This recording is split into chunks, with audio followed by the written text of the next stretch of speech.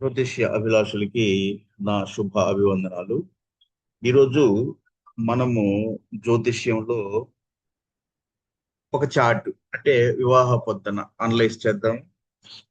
మీకు ఎప్పటి నుంచో చార్ట్ అనలైజ్ చేసేటప్పుడు చాలా విషయాలు నేను చెప్తూ వస్తున్నాను.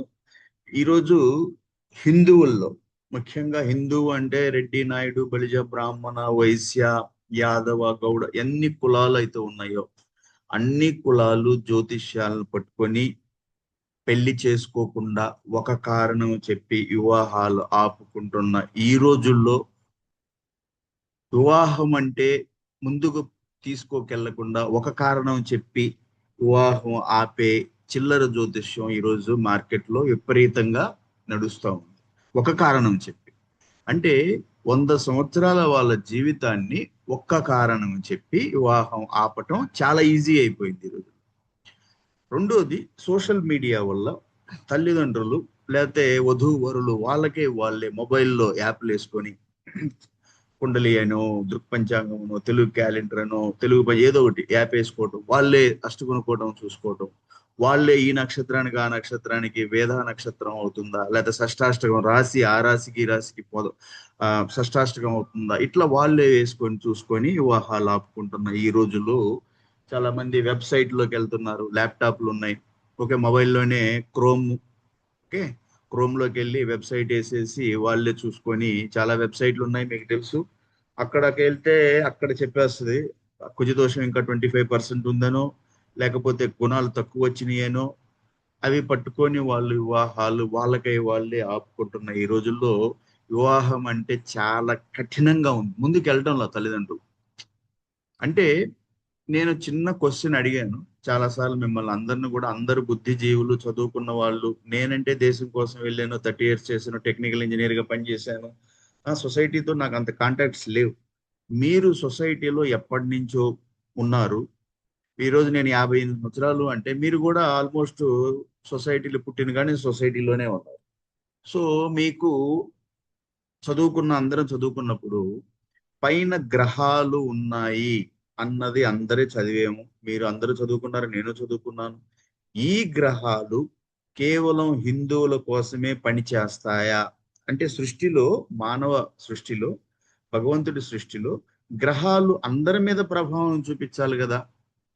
అంటే వేరే మతస్థులకి నమ్మని జ్యోతిష్యం మీరు నమ్ముకుంటూ మీరు బలవంతంగా మీ పిల్లల మీద రుద్ది వివాహాలు ఆపటం ఎంతవరకు వాస్తవం? చదువుకున్న వాళ్ళందరూ నేను క్వశ్చన్ అడుగుతున్నాను, మరి చదువుకోలేదు, వాళ్ళకి తెలియదు పాపం ఈ గ్రహాలు ఉన్నాయా లేదా వాళ్ళకి తెలియదు. మనం చదువుకున్నాం కదా. మానవ సృష్టిలో, భగవంతుడి సృష్టిలో ఇన్ని గ్రహాలు పైన ఉంటే అవి కేవలం హిందువుల మీదే ప్రభావం ఎందుకు చూపిస్తాయి అంటే మీరు నమ్ముతున్నారు. నమ్ముతున్నప్పుడు మీరంటారు, నాకు చెప్తాను సార్ నమ్మకం ఉంది. సరే, నమ్మితే ఎంత లోతుగా చూడాలి జ్యోతిష్యం అన్నది చాలా ఇంపార్టెంట్. మీ మనోభావాలకి ఎగనిస్ట్ గా నేను మాట్లాడిన మీరు నమ్ముతున్నారు, నమ్మండి, నేను కాదన్ను, అది మీ పర్సనల్ ఒపీనియన్, ఎవరికైనా వాళ్ళ అభిప్రాయం. కానీ ఇక ఒక కారణం చెప్పి వివాహం ఆపుకోవడం చాలా మంచిది కాదు. నన్ను చాలా మంది అడుగుతారు, సార్ అది చిల్లర జ్యోతిష్యం అని ఎట్లా తెలుసుకోవాలి అన్నప్పుడు, సింపుల్, మీ వివాహము ఒక కారణం చెప్పి ఎవరైతే ఆపుతారో అది చిల్లర జ్యోతిష్యం. మరి అడుగుతారు ఎలా చూడాలి సార్? డీప్ గా చూడాలి. డీప్ అంటే ఎట్లా అంటే దానికి చాలా విషయాలు చెప్పారు. మొదట ఈ వివాహాన్ని చెడగొట్టడానికి, ఈ పెళ్లి వద్దు అని చెప్పే కారణాలు కొన్ని చెప్తాను. వివాహాన్ని, ఈ పెళ్లిని ఆపేస్తారు నాకు తెలుసు. ఎవరైతే ఈ చార్ట్ తీసుకెళ్లి ఎవరి దగ్గరకో వెళ్తారో వాళ్ళు ఈ వివాహాన్ని చెడగొడతారు. సింపుల్ గా చెప్తున్నా, కారణాలు చెప్తాను. ఒకటి ఒకటి వచ్చేసి, అబ్బాయి లగ్నం చూద్దాం కర్క లగ్నం, అమ్మాయి లగ్నం కర్క లగ్నం, ఏక లగ్న దోషం అనేస్తారు. అయిపోయింది పెళ్లి, క్యాన్సిల్. పెళ్లి వద్దనేస్తాడు ఆయన. ఈ పెళ్లి కొడుకు తండ్రి లేకపోతే పెళ్లి కూతురు తండ్రి అమ్మో ఎవరో పోయేసారి మళ్ళీ చూడండి అంటే ఆయన పుస్తకం విసిరేస్తాడు. ఏకలగ్నం అని చెప్పాను కదా, మీకు ఎన్నిసార్లు చెప్పాలి, ఏకలగ్నం అని చెప్పాను, వివాహం కుదరదు అన్నాడు. ఇక వీళ్ళు పాపం ధైర్యం చేసి మాట్లాడలేదు. అయిపోయిందా, ఒక్క కారణం చెప్పి వివాహం. అంటే ఈ చాటు చూడటానికి 3 గంటలు పడుతుంది. అలాంటిది ఒక్క లైన్ చూసేసి, ఇదిగో లగ్నం, అబ్బాయిది కర్కాటక లగ్నం, అమ్మాయిది కర్కాటక లగ్నం, ఈ వివాహం తీసేయండి, ఏకలగ్న దోషం ఉంది అనేసి. మరి మిగతా చాలా ఉన్నాయి, ఈ చదువుకుంటూ పోతే చాలా ఉన్నాయి, ఇందులో అయి చూడరు. సరే, రెండో కారణం, ఈ వివాహం వద్దు అంటానికి. అబ్బాయిది ఆరుద్ర నక్షత్రం, అమ్మాయిది శ్రవణ నక్షత్రం. ఈ రెండు కూడా వైర నక్షత్రాలు. మీకు జ్యోతిష్యంలో వైర నక్షత్రాలు ఒక లిస్ట్ ఉంటుంది. అది బట్టి సబ్జెక్ట్. బట్టి సబ్జెక్ట్ అంటే మీకు మొదటి నుంచి చెప్తా వస్తున్నాను. బట్టి సబ్జెక్ట్ అంటే ఒక ప్రీ డిఫైన్డ్ చేసి ఉన్నాయి. అవి పుస్తకం మీద రాసుకునేదను చూసుకునేదను ఈ రెండు నక్షత్రాలకు వైరం. ఎందుకు వైరం? అది ఒక కారణం కదా. వివాహం ఎట్లా ఆపుతారు మీరు? ఇప్పుడు ఏదో ఒక కారణం చెప్పి వివాహం ఆపడం కాదు. వివాహం అంటే ఆ ఇద్దరి చాటుల్లో ఎన్నో ఆస్పెక్ట్స్, ఎన్నో ఫ్యాక్టర్స్ మీరు చూడాలి. నేను చూపిస్తాను ఎన్నో ఫ్యాక్టర్స్. ఇప్పుడు ఇది ఇంకొక కారణం ఏంటంటే, ఇది వేదా నక్షత్రం, ఈ రెండు ఆరుద్ర శ్రవణం అని వివాహం ఆపేస్తారు. అంటే ఇంకొక దగ్గరికి వెళ్ళారు ఆయన ఈ లగ్నం చూడకుండా అతను తెలియదేమో ఏకలగ్న దోషం ఉందని అతను చదవలేదేమో, అతను ఈ ఆరుద్ర ఏంటి ఈ వేదా నక్షత్ర దోషం గురించి రాసుకున్నాడేమో పుస్తకంలో, మగప్ రాసుకున్నాడు, అది చూశాడు, ఓకే వేదా నక్షత్రం వివాహం తీసేయండి అంటాడు. ఇతను ఈ కారణం చెప్పి చెడగొట్టేస్తాడు, నక్షత్రాలు కలవలేదని. ఒక ఆయన ఈ లగ్నం చూసి అబ్బాయిది కర్కాటక లగ్నం, అమ్మాయిది కర్కాటక, ఇద్దరిది ఏకలగ్న దోషం. ఇతను ఈ పుస్తకంలో రాసుకో ఉంటాడు ఏకలగ్న దోషం అనేసి. అది చూసేసి ఏకలగ్న ఇతను తీసేస్తాడు. ఇంకొక ఆయన ఏం చేస్తాడు, వీళ్ళు పాపం తిరుగుతూ ఉంటారు పంతులు. అంటే నేను ఒక పర్టికులర్ గా ఒక అనకూడదు, ఒకరిని పేరెత్తేసి, ఈరోజు జ్యోతిష్యం అంటే గొంతుకి సందుకి ఎంతో మంది చిల్లర జ్యోతిష్యం చూస్తూ ఉన్నారు. ఇంకొక ఆయన దగ్గరికి వెళ్తారు ఈ తల్లిదండ్రులు పాపం ఊరుకోకుండా. వాళ్ళు ఏం చేస్తారంటే, ఇది షష్టాష్టకం అయింది, రాశికోట దోషం ఉంది, దాన్ని బకూట దోషం అంటారు. రాసులు కలవకపోవటాన్ని బకూట దోషం అంటారు. ఇంకేం లేదు, సింపుల్. ఎట్లా కలవటం లేదు అంటే, జ్యోతిష్ శాస్త్రంలో వేదిక జ్యోతిష్ కృష్ణమూర్తి పద్ధతిలో ఇలా ఉండదు. కృష్ణమూర్తి పద్ధతి వేరుగా ఉంటుంది. అది నేను చాలాసార్లు చెప్పుకున్నాను. సరే, ముందు మనం ఈరోజు వేదిక చదువుదాం, రేపు కృష్ణమూర్తి క్లాస్ చేద్దాం. ఎందుకంటే ఈ చార్ట్ అనలైసిస్ అంటే 3 గంటలు చేయాలి. ఇప్పుడు అబ్బాయి రాసి మిథునం, మీరు ఇంగ్లీష్లో జెమిని అంటారు. అమ్మాయిది మకరం. మకరం అంటే క్యాప్రికాన్. ఇది షష్ట అష్టకం అవుతుంది. ఎట్లా అవుతుంది మీకు ఇంతకుముందు నేను చెప్పాను. ఎప్పుడు కూడా అమ్మాయి రాశి నుంచి లెక్కేయాలి, అమ్మాయి నక్షత్రాన్ని నుంచి లెక్కేయాలి, ఆ తర్వాత అబ్బాయి నుంచి. సరే, ముందు అమ్మాయి రాశి మకరం నుంచి అబ్బాయిది మిథునానికి వెళ్దాం. అమ్మాయి మకరం కదా, మకరం నుంచి మిథునం ఎంత అవుద్ది? 6 అవుతుంది. లెక్కేసుకోండి. మకరము, కుంభ, మీనము, మేషము, వృషభము, మిథునము 6 అయింది. అబ్బాయి మిథున రాశి నుంచి మకరానికి లెక్కేస్తాం, 8 అవుద్ది. మిథునము, కర్క, సింహ, కన్య, తుల, వృచ్చికము, ధనస్సు, మకరం. 6, 8 కాంబినేషన్ షష్ట అష్టకం. 6 అంటే షష్ట, అష్టకం అంటే 8, 6, 8 కాంబినేషన్. తీసేస్తారు, తీసేయి. వాళ్ళు అంటారు 6, 8 కాంబినేషన్ అయిపోయింది, ఇది షష్టాష్టకం మంచిది కాదంటారు. కానీ వాళ్ళకి తెలియంది, ఎందుకంటే అతను రాసుకొని ఉంటాడు పుస్తకంలో షష్టాష్టకం అయితే ఆ మ్యాచ్ని తీసేయి. ఎవరైనా నాలాంటి తల్లిదండ్రులు క్వశ్చన్ చేశారనుకో, కొంచెం ఏదో వీళ్ళని అడుగుదామంటే, అంటే మాకంటే మీకు తెలుసా అన్నట్టు ఒక చూపు చూస్తారు వాళ్ళ సైడ్. అంటే మేము జ్యోతిష్ శాస్త్రాన్ని ఔపోసన పెట్టాము మేము, మీరు మమ్మల్ని క్వశ్చన్ చేస్తారని ఒక చూపు చూస్తే వీళ్ళు భయపడిపోతారు. ఎందుకంటే వీళ్ళకి పాపం సబ్జెక్ట్ తెలియదు కదా. ఇప్పుడు నాలాంటి వాడు అంటే క్వశ్చన్ చేస్తాడు. నేను ఎప్పటి నుంచో క్వశ్చన్ చేస్తున్నాను సమాజాన్ని, ఈ జ్యోతిష్యం చూసే వాళ్ళని క్వశ్చన్ చేస్తున్నాను. సో ఈ షష్ట అష్టకము అమ్మాయి రాశి నుంచి అబ్బాయి రాశికి 6 అవుతుంది, అబ్బాయి మిథునాన్ని నుంచి మకరానికి 8, షష్ట అష్టకం అయింది. తీసేశారు, వద్దన్నారు. ఇతను అప్పటికి వీళ్ళు ముగ్గురు దగ్గరికి వెళ్ళారు. ఒక ఆయనేమో ఏకలగ్న దోషం అని తీసేశాడు. అబ్బాయిది కర్కలగ్నం అయింది, అమ్మాయిది కూడా కర్కలగ్నం అయింది. ఓకే, కాబట్టి ఒక ఆయన ఇక్కడ తీసేసాడు. ఎందుకంటే ఆయన పుస్తకంలో ఇది రాసుకో ఉన్నాడు, మగప్ అంటే బట్టి పెట్టేసి. ఒక ఆయన ఈ వేద నక్షత్రాల్లో రాసుకున్నాడు. అంటే ఏ నక్షత్రానికి ఏ నక్షత్రం అవుతుంది, నా దగ్గర కూడా రాసుకో ఉన్నాడు. వివాహానికి వైర నక్షత్రాలు: అశ్వినికి జ్యేష్ఠ వైర నక్షత్రం, భరణికి అనురాధ, కృత్తిక విశాఖ, రోహిణికి స్వాతి, ఆరుద్ర శ్రవణం. ఇది నా దగ్గర రాసి ఉంది. ఇక్కడ ఇదే రాశారు కాబట్టి తీసేస్తారు ఇది. కానీ ఇట్లా తీసేయకూడదు. ఒక కారణం చెప్పి వివాహం ఎప్పుడు ఆగకూడదు. ఓకే, తర్వాత షష్టాష్టకం అయినంత మాత్రాన వివాహము ఆగదు. ఎందుకు అంటే దాంట్లో నెక్స్ట్ స్టెప్ వెళ్ళాలి. అది శుభ షష్టాష్టకమా అనేది చూడాలి. ఇప్పుడు శుభ షష్టాష్టకం ఎట్లా అవుతుంది? మిథున రాశికి అధిపతి ఎవరు? బుధుడు. మకరానికి అధిపతి, రాశి అధిపతి శని. బుధ శనులకి ఏంటిది? బుధుడికి శని సముడు. సముడు అంటే మీకు చెప్పాను, సముడు అంటే న్యూట్రల్, శత్రువు కాదు. శనికి బుధుడు మిత్రుడు. ఓకే, అలాంటప్పుడు ఇక్కడ శత్రుత్వం లేదు కదా. శత్రుత్వం ఉంటే కదా అశుభ షష్టాష్టకం అయ్యేది. ఇప్పుడు బుధుడికి శని సముడు, శనికి బుధుడు మిత్రుడు. అంటే ఇది అశుభ షష్టాష్టకం కాదు కదా, శుభ షష్టాష్టకం అయింది. మీకు జ్యోతిష శాస్త్రంలో సర్వార్థ చంద్రిక మొదటి భాగంలో బ్రహ్మశ్రీ ముల్లపూడి లీలాకృష్ణమూర్తి శాస్త్రి గారు ఈ మిథున మకరాలని శుభ షష్టాష్టకం అని క్లియర్ గా ఆయన రాశాడు. కావాలంటే మీరు దాంట్లోకి వెళ్ళండి. సర్వార్థ చంద్రిక మొదటి భాగం రాసిన బ్రహ్మశ్రీ ముల్లపూడి లీలాకృష్ణమూర్తి శాస్త్రి గారి ఆ గ్రంథంలో షష్టాష్టకాలు, నవపంచకాలు, ద్విదశకాలు అని ఉంటాయి. అందులో శుభ అశుభ రాసి ఉంటాయి, చూసుకోండి. మిథున మకరాలు శుభ షష్టాష్టకాల కింద వస్తాయి. ఎందుకంటే ఇలా మధ్య వైరం లేదు. ఈ రాసుల అధిపతుల మధ్య మిథున రాశి అధిపతి బుధుడు, మకర రాశి అధిపతి శని మధ్యన శత్రుత్వం లేదు. కాబట్టి ఇది శుభ షష్టాష్టకం క్లియర్ గా రాశాడు ఆయనే. తర్వాత ఒకవేళ అశుభ షష్టాష్టకం అంటే శత్రుత్వం అవుతుంది, అయినా వివాహం ఆగదు. ఎందుకంటే అది ఒక కారణం. ఆ ఒక్క కారణం చేసేసి వివాహం, ఒకవేళ ఇద్దరి రాశి అధిపతులు శత్రువులు అవుతున్నారు, అది శత్రువులు అంటే షష్టాష్టకం కావచ్చు, నవపంచకం 9-5 కాంబినేషన్ కావచ్చు, 2-12 కాంబినేషన్ కావచ్చు. ఓకే, రాశి అధిపతులు శత్రువులు అయితే అశుభ షష్టాష్టకం, మిత్రులు అయితే శుభం. రాశి అధిపతులు శత్రువులు అయ్యారు అంటే నవపంచకం 9-5 అయింది, శత్రువులు అయ్యారు, సో అశుభ నవపంచకం. మిత్రులు అయ్యారు, శుభ నవపంచకం. 2-12 కాంబినేషన్ ద్విదశకం. రాశి అధిపతులు మిత్రులు అయ్యారు, శుభ 2-12 కాంబినేషన్ అంటే శుభ ద్విదశకం.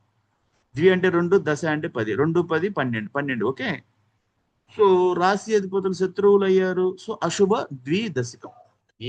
ఈ మూడిట్లో ఏదైనా కూడా అశుభమైనా కూడా వివాహం ఆగదు. ఎందుకు అంటే అది ఒక కారణం. సో 3 రకాలుగా ఈ పెళ్లిని వీళ్ళు పాపం ముగ్గురు దగ్గరికి వెళ్తే ముగ్గురు 3 రకాలుగా చెప్పి ఈ వివాహం ఆపే ఛాన్స్ ఉందని చెప్తున్నాను. ఎందుకంటే నా దగ్గరికి జ్యోతిష్యం చార్ట్ అనలైజ్ చేయమంటే ఫస్ట్ నేనేం చూస్తానంటే ఈ వివాహాన్ని ఈ రోజుల్లో చెడగొట్టే వాళ్ళు ఎక్కువయ్యారు కాబట్టి ఏ రకంగా చెడగొడతారు. మీరు భయపడకూడదు, నిలబడాలి, సమాజంలో పెళ్లి చేసుకోవాలి. సరే, ఇంకా చూద్దాం, ఇంకా పెళ్లి అట చెడగొడతారు వీళ్ళు.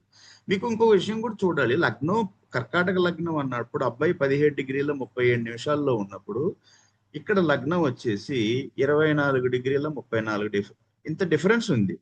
ఓకే, నక్షత్రం కూడా ఈ డిగ్రీలు వేరే. అశ్లేష మొదటి పాదంలో ఉంటే ఇక్కడ అశ్లేష పాదభేదం ఉంది కదా. లగ్నం పడిన డిగ్రీలు పాదభేదం ఉంది నక్షత్రానికి.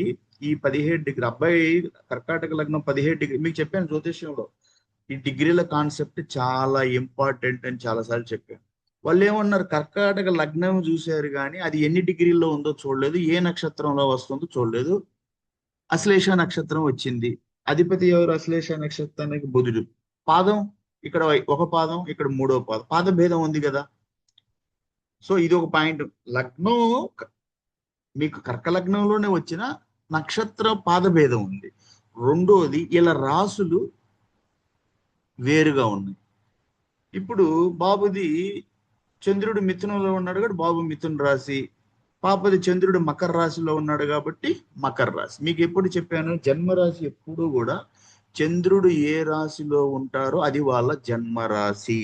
అదే రాశిలో నక్షత్రం కూడా ఆ డిగ్రీలను బట్టి ఉంటది అని చాలాసార్లు క్లాసుల్లో జ్యోతిష్యం క్లాసుల్లో చెప్పున్నాను నేను. ఇప్పుడు బాబుది చంద్రుడు మిథున రాశిలో ఉన్నాడు అంటే వాళ్ళ జన్మరాశి మిథునము. పాపది చంద్రుడు మకర రాశిలో ఉన్నాడంటే వాళ్ళ జన్మరాశి మకరం. ఈ డిగ్రీలను బట్టి నక్షత్రం ఏ నక్షత్రం వస్తుంది అన్నది మనకి మిథున రాశిలో చెప్పాను. ఏ నక్షత్రాలు ఉంటాయి మిథున రాశిలో మీరు లెక్కేసుకుంటే అశ్విని, భరణి, కృత్తిక మేషంలో, కృత్తిక, రోహిణి, మృగశిర వృషభంలో, మృగశిర, ఆరుద్ర, పునర్వసు. మృగశిర, ఆరుద్ర, పునర్వసు. మృగశిర, ఆరుద్ర, పునర్వసు అంటే మృగశిర ఎన్ని ఉంటాయి? మృగశిర వచ్చేసి 2 పాదాలు, ఆరుద్ర 4 పాదాలు, ఓకే, పునర్వసు 3 పాదాలు. 2, 4, 6, 3, 9 పాదాలు. అంటే మృగశిర, ఆరుద్ర, పునర్వసు. మృగశిర 2 పాదాలు, ఆరుద్ర మొత్తం 4 పాదాలు, పునర్వసు 3 పాదాలు, అప్పటికి 9 పాదాలు అవుతాయి. ఓకే, సో మృగశిర, ఆరుద్ర, పునర్వసు 3 పాదాలు మనకి మిథునంలో ఉంటే పునర్వసు, పుష్యమి, అశ్లేష. పునర్వసు మిగిలిన ఒక్క పాదము మనకి కర్కరాశిలో ఉంటుంది. పునర్వసు, పుష్యమి 4 పాదాలు, అశ్లేష 4 పాదాలు, మొత్తం 4 4 8 పాదాలు మనకి కర్కరాశిలో ఉంటుంది. సో ఈ డిగ్రీలు 18 డిగ్రీల 45 నిమిషాలు అన్నప్పుడు ఆరుద్ర నక్షత్రం 4వ పాదంలోకి వస్తుంది. ఓకే, అలా గుర్తుపెట్టుకోవాలా. సరే, ఎట్లా అంటే, ఎందుకు అంటే దానికి ఒక చిన్న మీకు లాజిక్ చెప్తాను ఎట్లా వస్తుంది. ఇది ఎవరన్నా ఇంట్రెస్ట్ ఉంటే తెలుసుకోండి. ఎట్లా అంటే, మృగశిర, ఆరుద్ర, పునర్వసు అన్నప్పుడు మృగశిర 2 పాదాలు అంటే ఒక పాదం 3 డిగ్రీల 20 నిమిషాలు, 2 పాదాలు అంటే 6 డిగ్రీల 40 నిమిషాలు. సో మృగశిర 2 పాదాలు 6 డిగ్రీల 40 నిమిషాల్లో అయిపోయింది. మృగశిర తర్వాత ఆరుద్ర, ఆరుద్ర ఒక నక్షత్రం 13 డిగ్రీల 20 నిమిషాలు. అప్పటికి మృగశిర 2 పాదాలు కలిపి ఈ మిథున రాశిలో 6 డిగ్రీల 40 నిమిషాలను కవర్ చేసినప్పుడు ఆరుద్ర 4 పాదాలు అంటే 13 డిగ్రీల 20 నిమిషాలు. అప్పుడు 6 డిగ్రీల 40 నిమిషాలు ప్లస్ 13 డిగ్రీల 20 నిమిషాలు మొత్తం ఎంత అవుతున్నాయి? 20 డిగ్రీలు. ఈ దేంట్లో పడుతుంది? 18 డిగ్రీల 45 నిమిషాలు. అంటే ఆరుద్ర 4వ పాదం. 4వ పాదం ఎక్కడ వస్తుంది? 16 డిగ్రీల 40 నిమిషం నుంచి 20 డిగ్రీల దాకా 4వ పాదం ఆరుద్ర 16 డిగ్రీల 40 నిమిషాలు. ఇది 18 డిగ్రీల 45 అంటే 16 డిగ్రీల 40 నుంచి 20 డిగ్రీల మధ్యలో వస్తుంది. కాబట్టి ఆరుద్ర 4వ పాదం. ఇట్లాగే చంద్రుడిది కూడా చూసుకోవచ్చు. సో ఇది మీరు రాశి మారింది, ఏకలగ్నం అయినా కూడా డిగ్రీలు మారాయి, నక్షత్రం ఒకటైనా కూడా పాదాలు మారాయి, ఇద్దరి రాసులు మారాయి, ఇద్దరి జన్మ నక్షత్రాలు మారాయి. ఆరుద్ర, శ్రవణం పాద భేదం ఉంది. సో ఇన్ని ఉన్నప్పుడు మీరు ఏకలగ్న దోషం అని అనుకోకూడదు ఎప్పుడు కూడా. నాకు చాలా మంది అడుగుతూ ఉంటారు, ఒకే లగ్నం కదా సార్, ఇద్దరి క్యారెక్టరిస్టిక్స్ ఒకేలాగా ఉంటాయి కదా. ఏముంటాయి ఇద్దరి క్యారెక్టరిస్టిక్స్ ఒకలాగా? వాళ్ళ రాసులు మారాయి, నక్షత్రాలు మారాయి, గ్రహ స్థితులు మారుతున్నాయి. ఇప్పుడు చూడండి, ఈ పాపది కర్క లగ్నం అంటే సూర్యుడు ఎక్కడో కన్యలో ఉన్నాడు. ఓకే, ఇక్కడ ఈ పాపకి సూర్యుడు మీనంలో ఉన్నాడు. గ్రహస్థితులు మారాయా? చంద్రుడు మిథునంలో ఉంటే పాపకి చంద్రుడు మకరంలో ఉన్నాడు.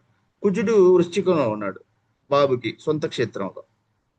ఇక్కడ కుజుడు మీనరాశిలో ఉన్నాడు. సో గ్రహాల స్థితులు మారాయి, పొజిషన్స్.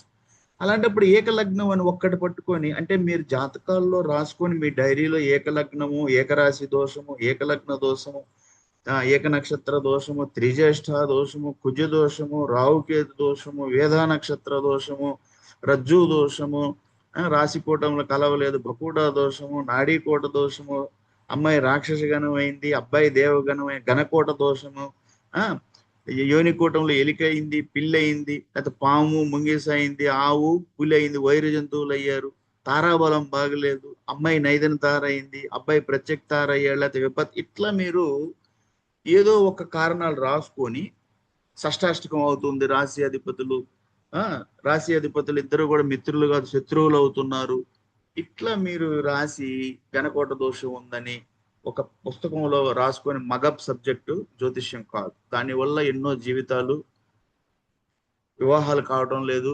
ఇది ముందు ముందు రాబోయే కాలంలో పెళ్లిళ్ళకి చాలా మన హిందూ వ్యవస్థకే ఒక పెద్ద గొడ్డలి వేడు, ఛాలెంజ్ అనమాట పెళ్లిళ్ళు కాకపోవడానికి. సో మీరు మారాలి, చదువుకున్నారు. నా దృష్టికి ఎంతో మంది వచ్చారు చదువుకున్న వాళ్ళే. వాళ్ళ అమ్మాయి డెంటల్ చేసింది, వాళ్ళ అమ్మ జ్యోతిష్యం చూస్తుంది. అబ్బాయి డాక్టర్ చేశాడు, వాళ్ళ అమ్మ జ్యోతిష్యం చూస్తుంది, వాళ్ళ నాన్న జ్యోతిష్యం చూస్తాడు. అబ్బాయి ఇంజనీరింగ్ చదివాడు, వాళ్ళ నాన్న జ్యోతిష్యం అబ్బాయి అమెరికాలో ఉన్నాడు, వాళ్ళ అమ్మ జ్యోతిష్యం చూస్తా ఉంది. అదేమంటే నాకేం చెప్తున్నారంటే పైన చూస్తాం సార్. మీరు చూసే ఆ పైన ఎన్నో పైన జ్యోతిష్యం అంటేనే వివాహం ఆపేస్తుంది. లోతుగా జ్యోతిష్యం చూస్తే, ఇప్పుడు నేను ఎంత అనలైజ్ చేస్తున్నాను, ఇంత అనలైజ్ చేస్తే జ్యోతిష్యం వివాహాలు ఆగవు. మీరు నాకు తల్లిదండ్రులు అంటారు, నా దగ్గర ఫోన్ చేసుకొని వస్తారు, సార్ మా పాప ఉంది, డేట్ ఆఫ్ బర్త్ ఎప్పుడు 93. 93యా? ఏంది 33 ఇంకా పెళ్లి చేయలేదు? కారణం ఏంటంటే అమ్మాయి అక్కడ చదివింది సార్, ఇక్కడ చదివింది సార్, ఉద్యోగం చేస్తుంది అంటారు. నాకు డౌట్ వచ్చి చిన్నగా అడుగుతా, మీకేమన్నా జ్యోతిష్యం పిచ్చి ఉందా అంటే, హా కొంచెం చూస్తాం సార్. కొంచెం అంటే పై పైన చూస్తాం సార్. అయ్యా బాబు, ఆ పై పైన చూసే వల్లే మీ వివాహాలు ఆగుతూ ఉన్నాయి. లోతుగా చూస్తే వివాహం ఆగదు. మరి లోతుగా ఎవరు చూస్తారు? ఈరోజు 100% లోతుగా చూడగలరు. ఓకే, మీకు చెప్తున్నాను. లోతుగా చూడటం అంటే వేదిక్, కృష్ణమూర్తి కలుపుకుంటూ చూడాలి. ఎన్నో చూడాలి అందులో, ఒకటి కాదు. నేను చెప్పాను వివాహం అంటే ఒక ఏక నక్షత్ర దోషం, ఏకల కాదు. అలా బట్టి బట్టి రాసుకొని పేపర్ల మీద వాటి వల్ల వివాహాలు మీరు ఆపుకుంటున్నారంటే చాలా మూర్ఖత్వం, తెలుసుకోండి. పోతే ఇక చార్ట్ అనలైసిస్ లోకి వెళ్తున్నాను నేను. చార్ట్ అనలైసిస్ లో ఒక్కొక్క పాయింట్ ని నేను ముందుకు తీసుకెళ్తూ ఈ వివాహాన్ని ఎక్కడ ఆపుతారు అన్నది చెప్పాను. ఇంకా ముందుకెళ్తే ఇంకా చూస్తాను, ఇంకా ఎక్కడ కుజదోషం ఎక్కడన్నా ఉంటే అనొచ్చు వాళ్ళు. కుజదోషం అబ్బాయి ఎక్కడున్నాడు? కుజుడు అబ్బాయికి వృశ్చికంలో ఉన్నాడు, సొంత క్షేత్రంలో, కాబట్టి కుజదోషం ఉండదు. ఎందుకంటే కుజుడు సొంత క్షేత్రంలో ఉన్నాడు కాబట్టి కుజదోషం క్యాన్సిల్ అవుతుంది. ఉన్నా కూడా లగ్నం నుంచి కర్కరాశి, బాబుది లగ్నం ఏంటిది? కర్కంలో. కర్కం నుంచి కుజుడి పొజిషన్, కుజుడి సొంత క్షేత్రం అంటే ఎన్నో స్థానం అవుతుంది? కర్క నుంచి కర్కము, సింహ, కన్య, తుల 5 అవుతుంది. ఓకే, కర్క నుంచి బాబుకి కుజ అంటే వృచ్చికం 5వ స్థానం. కర్క, సింహ, కన్య, తుల, వృచ్చిక 5వ స్థానం. 5వ స్థానంలో ఉంటే కుజ దోషం ఉండదు. మీకు లగ్నంలో చెప్పాను కదా, మీకు లగ్నం నుంచి కుజ దోషం, లగ్నం నుంచి 4, 7, 8, 12 ఇవే. కానీ కొంతమంది 2 కూడా తీసుకుంటా ఉంటారు. ఇది మన దక్షిణ భారతదేశం వాళ్ళకి ఎక్కువ జ్యోతిష్యం పిచ్చి కాబట్టి, ఉత్తర భారతదేశంలో 2వ స్థానంలో ఉంటే కుజుడు లగ్నం నుంచి కుజ దోషం ఉండదు. కానీ వీళ్ళు దక్షిణ భారతదేశంలో ఇంకొంచెం ముందుకెళ్ళి మేమే తెలియగలం అని చెప్పేసి లగ్నం నుంచి 2వ స్థానంలో ఉన్న కుజ దోషం అంటారు. కానీ ఉత్తర భారతదేశంలో అసలు పట్టించుకొని కూడా పట్టించుకోరు. సరే, ఇప్పుడు కర్క లగ్నం నుంచి కుజుడు 5వ స్థానంలో ఉన్న కాబట్టి కుజ దోషం లేదు బాబుకి. ఓకే, ఇది లగ్నం నుంచి కుజ దోషం. ఇంకా మనోళ్ళు ఇంకా ముందుకెళ్ళిపోయారు, అంతటితో వదిలిపెట్టడం మనల్ని. లగ్నం నుంచి కుజదోషం లేదు బాబు, బ్రతుకు జీవుడా అని బతికుంటే చంద్రుడి నుంచి కుజదోషం అంటారు. అదేందయ్యా అంటే, సార్ చంద్రుడి నుంచి కూడా చూస్తారు కుజుడు. అదేంటి బాబు, లగ్నం నుంచే మేము బతకలేకపోతున్నాం, కుజదోషం అంటే చంద్రుడి నుంచి కూడా చూడాల్సింది. మళ్ళీ అదే ఏది 4, 7, 8, 12 వీళ్ళు మళ్ళీ 2, 4, 7, 8, 12 అంటారు. కొంతమంది లగ్నం నుంచి కూడా చూస్తారు. అంటే లగ్నంలో కుజుడు ఉన్నాడు ఒకటిలో, లగ్నంలోనే కుజుడు అంటే లగ్నం కుజ దోషం అంటారు. ఎందుకు? లగ్నం ఒకటి. 2వ స్థానంలో కుజుడు ఉన్నాడంటే మనకి ద్వితీయ స్థాన కుజ దోషం. చతుర్థం అంటే 4లో కుజుడు ఉన్నాడు, చతుర్థ కుజ దోషం 4వ స్థానం. 7వ స్థానం అంటే కలత్ర కుజ దోషం. అంటే 7వ స్థానం కలత్రం అంటే అది భార్యాభర్త స్థానం, సరే అక్కడ ఉండకూడదు కుజుడు. 8లో కుజుడు ఉన్నాడంటే మాంగళ్య దోషం. ఈ రకంగా పేర్లు పెట్టి జనాల్ని మధ్య భ్రమించిపోతా ఉంది, తల్లిదండ్రులు పెళ్లిలు కాకుండా. తర్వాత నెక్స్ట్ చంద్రుడి నుంచి కుజ దోషం చూద్దాం. చంద్రుడు ఎక్కడ ఉన్నా, చంద్రుడి నుంచి అంటే చంద్రుడు ఏ రాశిలో ఉన్నాడో అది ఒకటి అనుకోని మళ్ళీ ఇదే సేమ్ నంబర్స్ 4, 7, 8, 12 ఇంకా ముందుకెళ్ళేది 2 కూడా కలుపుకొని, లేదా చంద్రుడిలో అంటే చంద్ర రాశి, బాబు మిథున రాశి అనుకోండి, మిథున రాశి కదా, అక్కడ కుజుడు ఉన్నాడు అనుకోండి, అది మళ్ళీ చంద్రుడి నుంచి కుజ దోషం. ఇక్కడ బాబు కుజుడు మిథునంలో లేడు, వృచ్చికంలో ఉన్నాడు కాబట్టి బతికిపోయారు. ఓకే, కాబట్టి చంద్రుడి నుంచి కూడా కుజ దోషం లేదు. కానీ చంద్రుడి నుంచి కుజ దోషం అంటే చూడండి, లగ్నం కర్కాటకము, చంద్రుడి మిథునంలో ఉన్నాడు. సో లగ్నం నుంచి అయితే 5 పడుతుంది, చంద్రుడి నుంచి మిథునంలో ఉన్నాడు కాబట్టి మిథునంలో నుంచి 1 అనుకుంటే 6 అవుతుంది వృచ్చికం. మిథునము, కర్క, సింహ, కన్య, తుల, వృచ్చిక 6 అవుతుంది. ఓకే, అప్పుడు 6లో కుజ దోషం లేదు, కాబట్టి చంద్రుడి నుంచి కూడా కుజ దోషం లేదు. నెక్స్ట్ ఇంకొకటి చెప్తారు వీళ్ళు, శుక్రుడి నుంచి కుజ దోషం ఉందండి. ఎందుకంటే మీరు ఆన్లైన్లో చాలా మంది యాప్లు వేసుకొని చూసుకుంటా ఉంటారు, లేకపోతే కొన్ని వెబ్సైట్లు ఉన్నాయి, నాకు ఆ పేర్లు చెప్పడం ఇష్టం లేదు. అంతకుముందు చెప్పేవాడిని, ఇప్పుడు అసలు చెప్పడం మానేశాను. అక్కడికి వెళ్ళేది వీళ్ళు వేసుకొని చూసుకుంటే ఇంకా 20% కుజదోషం ఉంది, ఇంకా 15% అబ్బాయి కుజదోషం మిగిలి ఉంది. నేను అది ఏందయ్యా అంటే, సార్ శుక్రుడి నుంచి కుజదోషం ఉంది కదా, అది కొంత మిగిలి ఉంది కదా, అది అరే నీకు లగ్నం నుంచి కుజదోషం లేదు, చంద్రుడి నుంచి లేదు, మరి అది శుక్రుడి నుంచి ఏముంది? మీకు లేదు కదా, క్యాన్సిల్ అయిపోయింది కదా. అసలు ఉన్నా కూడా ఈ బాబుకి కుజుడు సొంత క్షేత్రం వృచ్చికంలో ఉన్నాడు, కుజదోషం క్యాన్సిల్. మీకు చెప్పాను కుజదోషం క్యాన్సిల్ ఏ కండిషన్ లో, ఎన్నో కండిషన్లు ఉన్నాయి.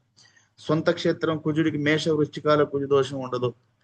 కుజుడు కర్క రాశిలో ఉన్నాడు, అదేంటిది వాళ్ళకి కుజుడు కర్క అంటే నీచ స్థితి, అక్కడ కుజదోషం ఉండదు. కుజుడు మకరంలో ఉన్నాడు, ఉచ్చ స్థితి, కుజదోషం ఉండదు. కుజుడు సింహరాశిలో ఉన్నాడు, సింహరాశి వాళ్ళకి యోగకారకుడు. మేష వృశ్చికాలు సొంత క్షేత్రాలు, కుజదోషం ఉండదు. కొంత మిత్త క్షేత్రాలు ఉంటాయి. పోతే కుజుడు శుక్రుడితో శుభగ్రహంతో, గురువు శుభగ్రహంతో కలిశాడు, బుధుడితో కలిశాడు, పూర్ణచంద్రుడితో కలిశాడు, కుజదోషం ఉండదు. 27 నక్షత్రాల్లో 13 నక్షత్రాలు కుజదోషం లేదు. ఇవన్నీ ఎవరు చెప్తారు? మీరు చెప్పరు. వాళ్ళు కుజదోషం ఉంది సార్, కుజదోషం ఉంది. భయపెట్టేయటం, 25,000 తీసుకొని యోగాలు హోమాలు, కొంతమంది దగ్గర 50,000 కూడా తీసుకున్న సందర్భాలు ఉన్నాయి. కాబట్టి తెలుసుకోండి తల్లిదండ్రుల. సో వీళ్ళకి చంద్రుడి నుంచి కుజదోషం లేదు, చంద్రుడి మిథునంలో ఉన్నాడు కాబట్టి అక్కడి నుంచి 1 అనుకుంటే, కుజుడు వృశ్చికంలో ఉన్నాడు, అది మనకి 6 అవుతుంది. 6లో కుజదోషం. సరే, శుక్రుడి నుంచి చూస్తారు. మళ్ళీ శుక్రుడి నుంచి కుజదోషం. శుక్రుడు ఎక్కడ ఉన్నాడు? తులారాశిలో ఉన్నాడు, సొంత క్షేత్రం. ఈ బాబుకి చూడండి, కుజుడు వృశ్చిక రాశిలో ఉన్నాడు. ఇది చాలా ప్లస్ అవుతుంది. ఎందుకంటే మన వివాహానికి జ్యోతిష్యం అన్నప్పుడు నేను చాలాసార్లు చెప్పాను, వివాహ జ్యోతిష్యం అంటే ఒక కారణం కాదు, ఎన్నో కారణాలు చూడాలి. ముఖ్యంగా ఫస్ట్ అష్టగుణ కూటమి కాదు, ఫస్ట్ గ్రహ బలాలు చూడాలి. గ్రహ బలాలు ఏమేమి చూస్తారు? కుజ గురు శుక్రులను చూస్తారని చెప్పాను. సో కుజ గురు శుక్రులు, ఈ బాబుకి కుజుడు వృశ్చికంలో ఉన్నాడు, సో ప్లస్ పాయింట్ అది. ఓకే, తర్వాత వచ్చేసి శుక్రుడు వచ్చి తులారాశిలో సొంత క్షేత్రంలో ఉన్నాడు, ఇది ప్లస్ పాయింటే. శుక్రుడు ఎందుకు చూస్తాడు శుక్రుడిని? శుక్రుడు అంటే వివాహానికి కారకుడు, శుక్రుడు అంటే ఆకర్షణ, శుక్రుడు అంటే రొమాన్స్, శుక్రుడు అంటే విలాస జీవితం. సో శుక్రుడు ఒకళ్ళ మధ్యన ఒక అట్రాక్షన్ అనమాట. ప్రేమ అనేది బాగుండాలి అంటే శుక్రుడి సపోర్ట్ ఉండాలి అంటారు వేదిక జ్యోతిష్యంలో. కృష్ణమూర్తిలో అలాంటి ఏమి ఉండదు. సో శుక్రుడు తులారాశిలో ఉన్నాడు. వేదిక కృష్ణమూర్తి రేపు చెప్తాను. ఈ రోజు కొంత చార్ట్ అనలైజ్ చేసేసి ఆల్మోస్ట్ ఇది 10:50 అయింది. ఇంకొక 20 నిమిషాలు ఫోకస్ చేసి క్లోజ్ చేద్దాము. రేపు వేదిక జ్యోతిష్యం కాదు, కృష్ణమూర్తి చూస్తాను. సరే, నెక్స్ట్ వచ్చేసి శుక్రుడు తులారాశిలో ఉన్నాడు, 13 డిగ్రీలు సొంత క్షేత్రం, మంచిదే. పోతే ఈ డిగ్రీ కాన్సెప్ట్ ఎందుకు చూడాలి అని చెప్పాను అంటే, ఈ 13 డిగ్రీల దగ్గర ఒక నక్షత్రం, ఈ డిగ్రీలు నక్షత్రంలో ఉంటాయి. ఏ నక్షత్ర పరిధిలో ఉంది అంటే ఆ రాశి మీద, వృశ్చిక రాశిలో గురువు ఉన్నాడు, శుక్రుడు తులారాశిలో ఉన్నాడు అని చెప్పే కన్నా కూడా, శుక్రుడు తులారాశిలో ఏ నక్షత్రం దగ్గర ఉన్నాడు? స్వాతి నక్షత్రం, సొంత క్షేత్రంలో ఉన్నాడు, బలంగానే ఉన్నాడు. స్వాతి నక్షత్రం, ఆ స్వాతి నక్షత్రానికి అధిపతి ఎవరు? అవి మీ దగ్గర రాసుకొని ఉండాలి. స్వాతి నక్షత్రానికి రాహు అధిపతి. ఓకే, ఇప్పుడు స్వాతి నక్షత్రానికి రాహు అధిపతి అయినప్పుడు మనకి తులారాశిలో శుక్రుడు ఉన్న శుక్రుడు, ఇక్కడ శుక్రుడు ఉన్నాడు కాబట్టి మీరు బతికిపోయారు. ఓకే, ఇక్కడే రాహువో ఉంటాడు, రాహు అంటే వాళ్ళు భయపెట్టేస్తారు, ఇక్కడ రాహు ప్రభావం ఉంటుంది. కానీ ఈ తులారాశిలో శుక్రుడు కన్నా కూడా ఈ డిగ్రీలు రాహు నక్షత్రంలో పడ్డాయి కాబట్టి రాహు ప్రభావం అంటే ఈ తులారాశిలో శుక్రుడు ప్లస్ ఈ స్వాతి నక్షత్రానికి అధిపతి అయిన రాహు గురించి మనం డిస్కస్ చేయాల్సి వస్తుంది తులారాశిలో. అదే గురువు ఎక్కడున్నాడు? వృశ్చిక రాశిలో ఉన్నాడు. వృశ్చిక రాశి అంటే కుజక్షేత్రము. గురు కుజులకి ఏంటి? మిత్రత్వం ఉంది. అది మీరు తెలుసుకోవాలి. గ్రహాల్లో గురువు కుజుడికి మిత్రత్వం ఉంది, కుజుడికి గురువుకి మిత్రత్వం ఉంది. సో గురువు ప్లేస్మెంట్ బాగుంది. ఓకే, ఇది చాలా ఇంపార్టెంట్. తర్వాత పోతే ఈ డిగ్రీలో జ్యేష్ఠ నక్షత్రం అంటే మనకి బుధుడు అధిపతి. ఓకే, సో ఈ వృశ్చిక రాశిలో ఒకటి గురువు కుజక్షేత్రంలో ఉన్నాడు, మిత్రక్షేత్రం, బలంగా ఉంటాడు. తర్వాత పోతే అతను జ్యేష్ఠ నక్షత్రం ఈ డిగ్రీల్లో ఉన్నాడు, అధిపతి ఎవరు? బుధుడు. సో వృశ్చిక రాశి మీద గురువుతో పాటు ఈ జ్యేష్ఠ నక్షత్రానికి అధిపతి అయిన బుధుడు కూడా తీసుకోవాలి, కన్సిడరేషన్ చేయాలి. అంత లోతుగా వెళ్లాల్సి వస్తుంది జ్యోతిష్యం అంటే. మీరేదో పైన చూసేసి చెప్పేస్తే జ్యోతిష్యం కాదు. మనము గ్రహ బలాలు చూసేటప్పుడు గురువు వృశ్చిక రాశిలో ఉన్నాడు, శుక్రుడు సొంత క్షేత్రంలో ఉన్నాడు, పోతే కుజుడు వృశ్చికలో ఉన్నాడు, సొంత క్షేత్రంలో ఉన్నాడు. ఓకే, సో ఇది ఒక పెద్ద ప్లస్ పాయింట్ అనమాట. కుజుడు సొంత క్షేత్రంలో ఉండటం, గురువు కూడా వృశ్చికంలో మిత్రక్షేత్రంలో ఉండటం, పోతే శుక్రుడు సొంత క్షేత్రంలో ఉండటం. సో కుజుడు వృశ్చికంలో విశాఖ నక్షత్రానికి దగ్గరగా ఉన్నాడు. విశాఖ నక్షత్రానికి అధిపతి ఎవరు మీ దగ్గర రాసుకోవాలంటే చూడండి, గురువు అధిపతి. సో కుజుడు విశాఖ నక్షత్రం అంటే గురు కుజులకి మిత్రత్వం ఉంది. ఇట్లా మీకు జ్యోతిష్యాన్ని పాజిటివ్ సైడ్ తీసుకెళ్లి చెప్పటమే గొప్ప. జ్యోతి అంటే వెలుగు, దారి చూపించటం. అంతేగాని మీకు వివాహం ఆపేసి అన్ని మిమ్మల్ని అంధకారం చీకటిలోకి నెట్టేయమని కాదు జ్యోతిష్యం. పెళ్లిళ్ళు కాకుండా వాళ్ళందరిని పిల్లల్ని నా దగ్గర 1980 ప్రొఫైల్స్ వచ్చి ఉన్నాయి ఇప్పటికి. 1980 ప్రొఫైల్ పెళ్లి కాకుండా ఎంత దారుణం చూడండి. సో కొంతమంది నన్ను ఈ చూసేసి అడిగేవాళ్ళు ఉన్నారు. ఏమనంటే సార్ మీరు చెప్పారు కదా కుజుడు శత్రుక్షేత్రంలో ఉన్నాడు, ప్లేస్మెంట్ బాగలేదు, పెళ్లి ఆపుకోమంటున్నారు. దానికి కుజ స్తోత్రాలు ఉంటాయి. ఏ గ్రహం ఒకవేళ అబ్బాయి చాటులో కుజుడు కొంచెం బలహీనంగా ఉంటే అమ్మాయి చాటులో బలంగా ఉంటాడు చూసుకోండి. అదేం పెద్ద ఇష్యూ కాదు. ఎందుకంటే మనకి ఒక గ్రహాలను లెక్కేసేటప్పుడు షడ్బలాలు అంటారు. 6 బలాలు ఉంటాయి. చేష్టా బలం అని, దిగ్బలం అని, ఆ అంటే గ్రహ దృష్టి అని, స్థాన బలం అని, ఏ రాశిలో ఉన్నాడు అది స్థాన బలం. ఓకే. దిగ్బలము అంటే మనకి ప్లానెట్ ఆస్పెక్ట్ అంట, గ్రహ దృష్టి. ఓకే. ఇట్లా చాలా అది గ్రహం కంబషన్ అయిందా, సూర్యుడికి దగ్గరగా ఉందా, రెట్రోగ్రేడ్ అయిందా, వక్రీభవించిందా, సొంత క్షేత్రంలో ఉందా, మిత్రక్షేత్రంలో ఉందా, శత్రు క్షేత్రంలో ఉందా, అది D1 చార్ట్ లో ఏ రాశిలో ఉంది, D9 చార్ట్ లో అదే రాశిలో ఉంటే వర్గోత్తమ స్థితి అంట, ఉచ్చ స్థితిలో ఉందా, ఇట్లా ఎన్నో గ్రహ బలాలు లెక్కేస్తారు. గ్రహ బలం లెక్కేయాలి, అంతేగాని మీరు అట్లా చెప్పకూడదు. తర్వాత పోతే కొంతమంది ఈ గ్రహాలు చూసి కుజుడు ఇక్కడ బాల్య స్థితిలో ఉన్నాడు, 2 డిగ్రీల్లో ఉన్నాడు, కుజుడు సొంత క్షేత్రంలో ఉన్నాడు కానీ బాల్య స్థితిలో ఉన్నాడు. ఇది బాల్య స్థితిలో ఉంది ఈ గ్రహము అనేసి మీరు భయపెట్టకూడదు. ఎందుకంటే అది బాల్య స్థితిలో ఉంది, చిన్న చిన్నగా ఫ్లోరిష్ అవుతుంది. ఓకే. సొంత క్షేత్రంలో ఉంది. ఓకే. చిన్న చిన్నగా వాళ్ళకి ఏమవుతుందంటే కుజుడి క్యారెక్టరిస్టిక్స్ చిన్న చిన్నగా బిల్డప్ అవుతాయి. చిన్న చిన్నగా ఎలా బిల్డప్ అవుతాయి అంటే అసలు యాక్చువల్ కుజుడి క్యారెక్టరిస్టిక్స్ ఏంటి? కుజుడు అంటే ధైర్యం, కుజుడు అంటే కుటుంబ బాధ్యత, రక్షణ. కుజుడు అంటే మీకు ఇంకా వచ్చి పరాక్రమం. అందుకని చాలా వరకు ధైర్యంగా ఉండేవాళ్ళు డిఫెన్స్ లోకి ఈ డిపార్ట్మెంట్స్ కి వెళ్తా ఉంటారు. కుజుడు క్యారెక్టర్. కుజుడు అంటే కోపానికి కారకుడు, కుజుడు అంటే నిగ్రహానికి కారకుడు. సో ఇన్ని క్యారెక్టరిస్టిక్స్ ఉన్నప్పుడు వాళ్ళు ఏమవుతుంది అంటే బాల్య స్థితి ఉన్నంత మాత్రాన చిన్న చిన్నగా బిల్డప్ అవుతాయి. ఓకే. కాబట్టి దాని గురించి పెద్ద ఆలోచించకూడదు. తర్వాత పోతే నక్షత్రం కూడా చూడండి. ఈ డిగ్రీలో వచ్చి విశాఖ నక్షత్రం అంటే గురువు అధిపతి. గురువు అంటే చాలా శుభగ్రహం ఈ వేదిక జ్యోతిష్యంలో. సో కుజుడు చాలా గురు నక్షత్రంలో ఉన్నాడు కాబట్టి పాజిటివ్ గా ఉంటుంది. సో ఇట్లా కుజ గురు శుక్ర ఇవన్నీ కూడా ఈ బాబుకి ప్లస్ గా ఉన్నాయి. అలా చూసుకోవాలి. అంతేగాని ఏది కూడా భయపెట్టి వాళ్ళని వివాహాలు ఆపటం అనేది ఇది చాలా అన్యాయం, ఇన్జస్టిస్ అంటారు. సబ్జెక్ట్ రానప్పుడు గమ్ముగా ఉండండి. సబ్జెక్ట్ రానప్పుడు గమ్ముగా ఉండండి, లేకపోతే నేర్చుకోండి. అంతేగాని వివాహంతో మనం ఒక ఇది ఒక రకమైన ఏంటంటే ఇలాంటివి చేయకూడదు. ఎందుకంటే వివాహం అంటే జీవితంతో ముడిపడిన వాటితోటి మనకేం ఆడకూడదు. ఇప్పుడు కూరగాయలు అమ్మేము, పుచ్చు పర్వాలేదు, ఒకటి 10లో ఒకటి పోద్ది, వాళ్ళు తీసేస్తారు. కానీ వివాహం అంటే జీవితానికి సంబంధించి మనిషి జీవితంలో రెండే ఉంటాయి మానవ జన్మలో, యోగ భోగ్య. ఇల్లు కట్టడమా, ఇల్లు కట్టుకుంటే పెళ్లి చేసుకోవాలి.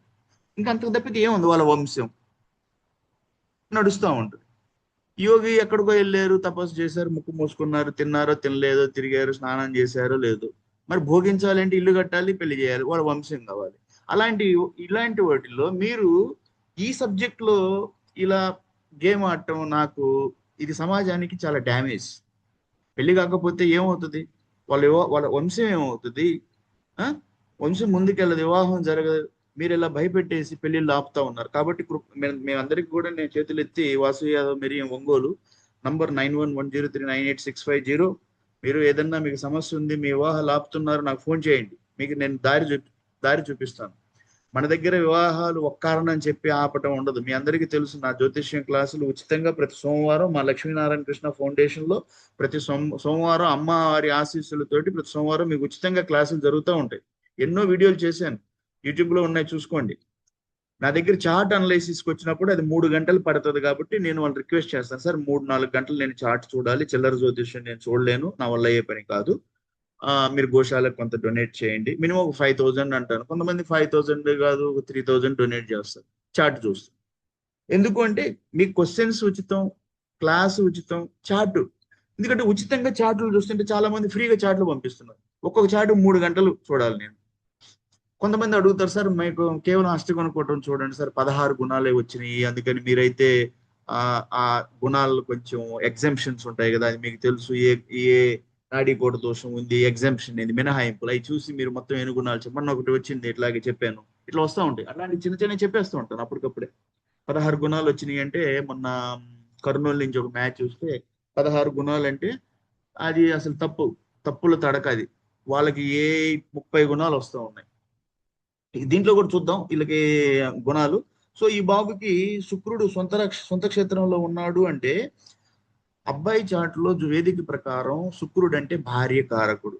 ఓకే, భార్యని రిప్రజెంట్ చేస్తారు. శుక్రుడు సొంత క్షేత్రంలో ఉన్నాడు అంటే దాని అర్థం ఏంటంటే ఇతనికి ఒక మంచి భార్య. ఎందుకంటే శుక్రుడు సొంత క్షేత్రం అంటే శుక్రుడు భార్యని రిప్రజెంట్ చేస్తాడు.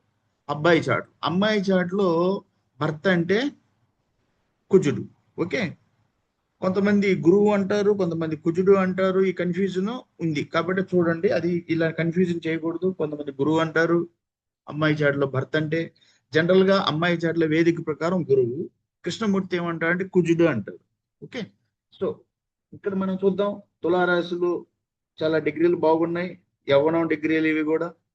ఓకే, తర్వాత పోతే అబ్బాయి గురువు అంటే సంతానానికి కారకుడు కాబట్టి సొంత క్షేత్రంలో కాదు మిత్రక్షేత్రంలో బాగున్నాడు కాబట్టి సంతాన బలం అట్లాగా చూసేసి చెప్పేయచ్చు. ఇంకా ఎవరైనా కానీ అట్లా కాదు ఇట్లా కాదంటే దాన్ని ఇంకా మల్టిపుల్ ఫ్యాక్టర్స్ ఉంటాయి అన్నమాట. ఓకే, సో నాకు నా నోటీస్కి వచ్చింది ఏంటంటే నా క్లాసులు విని కొంతమంది ఇట్లాంటివి నేను చెప్పినవి చిన్న చిన్న పాయింట్లు రాసుకొని డైరీలో వాళ్ళని ఇంతకు ముందు దాకా ఏం జరిగిందంటే ఇలాంటివి రాశారు. ఇప్పుడు నేను ఇంకా డీప్ గా చెప్పేటప్పుడు నా వీడియోలు వినేసి కొంతమంది ఈ డైరీలు రాసుకొని ఓ కొత్త సబ్జెక్ట్ నేర్చుకున్నట్టుగా ఫలాన్ని గ్రహము బాల్య స్థితిలో ఉంది, ఈ పెళ్ళొద్దు, అది కుదరదు. అట్లా కాదు, ఆ గ్రహం బాల్య స్థితిలో ఉన్నా కూడా గ్రహము బలాలు ఉంటాయి. నేను చెప్పాను షడ్బలాలు, 6 బలాలు. ఒక గ్రహం ఎంత బలంగా ఉంది అన్నది లెక్కేస్తాం. ఒకవేళ బలము తగ్గినా కూడా ఇద్దరిలో ఎవరికొవరకు ఎక్కువ ఉంటుంది, బ్యాలెన్స్ అవుతుంది. అప్పుడు అమ్మాయి చాటులో ఒక గ్రహం బలం తగ్గింది అంటే అబ్బాయి చాటులో ప్లస్ అవుతుంది, ఎక్కువ ఉంటుంది. ఓకే, ఒకవేళ తగ్గితే స్తోత్రాలు ఉన్నాయి. ప్రతి జ్యోతిష్యం ఏంటంటే ప్రతి దానికి దారి చూపిస్తుంది. గ్రహ స్తోత్రాలు ఉన్నాయి. వేదవ్యాసుడు రాసిన నవగ్రహ స్తోత్రాలు, ఒక్కొక్క గ్రహ కుజ స్తోత్రం ఉంది, గురు స్తోత్రం ఉంది, కాబట్టి అవి చదువుకోండి. అంతేగాని అంటే ప్రతి గ్రహానికి ఒక రోజు ఉంటుంది. ఇప్పుడు కుజుడి కంటే మంగళవారం, గురువుకి వచ్చేసి థర్స్డే గురువారం, ఓకే, చంద్రుడికి సోమవారం మూన్ డే. ఆ రోజు ఆ గ్రహ స్తోత్రాన్ని చదవండి. ఓకే, దాన ధర్మాలు చేయండి, మంచిది. ఒకవేళ దోషాలన్నీ గోసేవ చేయండి. మీ మీ బర్త్డే జరుగుతుంది, అనాథాశ్రమంకి వెళ్ళండి, ఆ ఖర్చు అంతా ఆడ పిల్లల మధ్యలో పెట్టండి, వాళ్ళకి ఒక రోజు భోజనాలు పెట్టండి. మనమే తినాలి, ఎప్పుడు మన బంధువులను పిలవటం, మనమే తినాలి ఎందుకు? అనాథ వృద్ధాశ్రమం వెళ్ళండి, వాళ్ళ మధ్యన గడపండి, ఆ భోజనం ఖర్చు మీ ఇంట్లో చేసే బర్త్డే ఖర్చు అంతా ఆడ పెట్టండి. ఇట్లా కొన్ని చేయండి మంచి మంచి పనులు. ఓకే, సో నెక్స్ట్ వచ్చేసి ఇంకా ఇలా చూసుకుంటూ పోతే చాలా ఇట్లా అనలైజ్ చేయాల్సి వస్తుంది. అమ్మాయి చాటులో లగ్నం నుంచి కుజదోషం ఉందా, కుజుడు ఎక్కడ మేన రాశిలో ఉన్నాడు, లగ్నం కర్కాటకం, కర్కాటకం నుంచి మీన ఎంత పడుతుంది? మీన అంటే కర్కాటకం నుంచి 9 అవుతుంది. ఓకే, కర్కాటకం నుంచి అమ్మాయి లగ్నం నుంచి 1 అనుకుంటే కుజుడు మేన రాశిలో ఉన్నాడు. కుజుడు మేన అంటే గురుక్షేత్రం, మేనానికి అధిపతి ఎవరు? గురువు. గురువులకు వచ్చి భలే బాగుంటది జ్యోతిష్యంలో, మిత్రక్షేత్రం. ఓకే, కానీ కుజుడు అస్తంగత్వం అయ్యాడు. ఇది కొంతమంది చెప్తా ఉంటారు, కంబషన్ అయ్యాడు కుజుడు, మోడ్యమి చెందాడు, మూటంకి వచ్చాడు ఇక్కడ అనేసి భయపెడతా ఉంటారు. అలాంటి ఏముండదు. మోక్షం ఒక కారణం చేత వివాహాలు ఎప్పుడు ఆగవు. ఓకే, అస్తంగత్వం అంటే మీరు తెలుగులో అంటుంటారు మూటమి అంటారు. మూటమి శుక్రమోటమి గురువు. మూటమి అంటే ఇంగ్లీష్ లో కంబషన్, తెలుగులో అస్తంగత్వం, ఇంకా మన గ్రామీణ భాషలో మూటమి లేకపోతే మౌఢ్యమి. అంటే ఏం లేదు, కుజుడు ఒక గ్రహము సూర్యుడికి దగ్గరగా వచ్చినప్పుడు దాన్ని అస్తంగత్వం అంటారు. అంటే ఇక్కడ గ్రహ బలం తగ్గుద్ది అంటారు, కానీ ఆ గ్రహం గురించి మనం చాలా విషయాలు చూడాలి గ్రహ బలాలు లెక్కేసేటప్పుడు. షట్బలాలు, షట్ అంటే 6 బలాలు, స్థాన బలము, చేష్టా బలము, పోతే దిగ్బలం అంటే గ్రహ దృష్టి, ఇట్లా 6 బలాలు ఉంటాయి. ఓకే, సో కుజుడు వచ్చేసి మీనరాశిలో ఉన్నాడు, సొంత క్షేత్రం మిత్రక్షేత్రం బాగుంది, డిగ్రీలు కూడా బాగానే ఉన్నాయి, అయిపోవటం లేదు. సో కుజుడి పరిస్థితి పాపత్ బాగానే ఉంది. పోతే నెక్స్ట్ గురువు ఎక్కడ ఉన్నాడు? గురువు సొంత క్షేత్రం ధనుసులో ఉన్నాడు. చాలా బాగుంది. ఓకే, గురువు కూడా పాపకి సొంత క్షేత్రంలో ధనుసులో ఉన్నాడు, చాలా మంచిది. పూర్వాషాఢ నక్షత్రానికి దగ్గరగా ఉన్నాడు అధిపతి శుక్రుడు. ఓకే, పూర్వాషాఢకి. సో శుక్రుడు ఎక్కడ ఉన్నాడు? వృషభంలో ఉన్నాడు, సొంత క్షేత్రంలో ఉన్నాడు. ఈ పాపకి అన్ని ఇద్దరికి చాలా బాగా మ్యాచ్ అవ్వాలి ఈ మ్యాచ్. వీళ్ళు మ్యాచ్ అయ్యే సబ్జెక్ట్ ని తీసుకెళ్లి, నేను ముందే చెప్పాను కదా, వీళ్ళు ఏకలగ్నం అని వదిలేస్తారు. ఆరుద్ర నక్షత్రం బాబుది, పాపది శ్రవణ నక్షత్రం.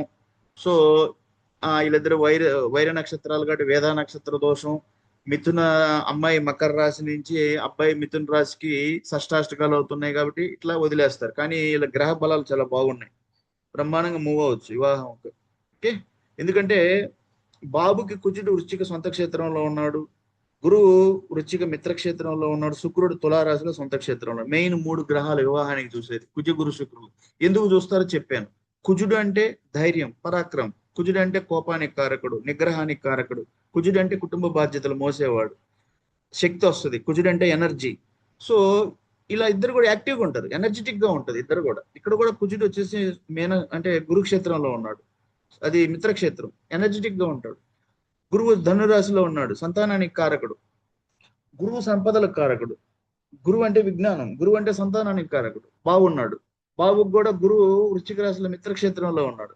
ఇక్కడ పాపకి శుక్రుడు వృషభ రాశిలో ఉన్నాడు, అంటే వృషభ రాశి అంటే సొంత క్షేత్రం. శుక్రుడు అంటే ఎందుకు? వివాహానికి కారకుడు. శుక్రుడు అంటే ఆకర్షణ, శుక్రుడు అంటే ప్రేమ, విలాస జీవితం. సో ఈ మెయిన్ అయిన గ్రహాలన్నీ కూడా చాలా మంచి స్థితిలో ఉన్నాయి, సొంత క్షేత్రాల్లో ఉన్నాయి. కాబట్టి ఇంకా సప్తమ స్థానాధిపతి పాపకి కర్క లగ్నం అన్న తర్వాత సప్తమ స్థానం ఏంటిది? కర్కకి సప్తమ స్థానం వచ్చి మకరం. మకరానికి అధిపతి ఎవరు?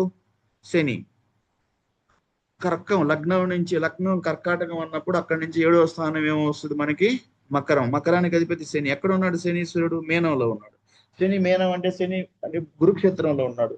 శనికి గురువుకి సంబంధం ఏంటి? ఎట్లా ఉంటది? మిత్రమా శత్రు? ఇవన్నీ మీరు జ్యోతిష్యం రాసుకోవాలి. గురు శనులకి సంబంధం ఏంటిది? మిత్రుడు. శనికి గురువు మిత్రుడు, గురువుకి శని సముడు. సో శత్రుత్వమే లేదు. సో సప్తమ స్థానాధిపతి శని గురుక్షేత్రమైన మేనంలో ఉన్నాడు, బాగుంది. ఓకే, ఉత్తరాభాద్ర నక్షత్ర పరిధిలో ఉన్నాడు. ఉత్తరాభాద్రకి అధిపతి ఎవరు? ఉత్తరాభాద్ర శని సొంత క్షేత్రం. శని తన సొంత నక్షత్రంలోనే ఉన్నాడు. ఇది చాలా మంచి పొజిషన్ ఇది.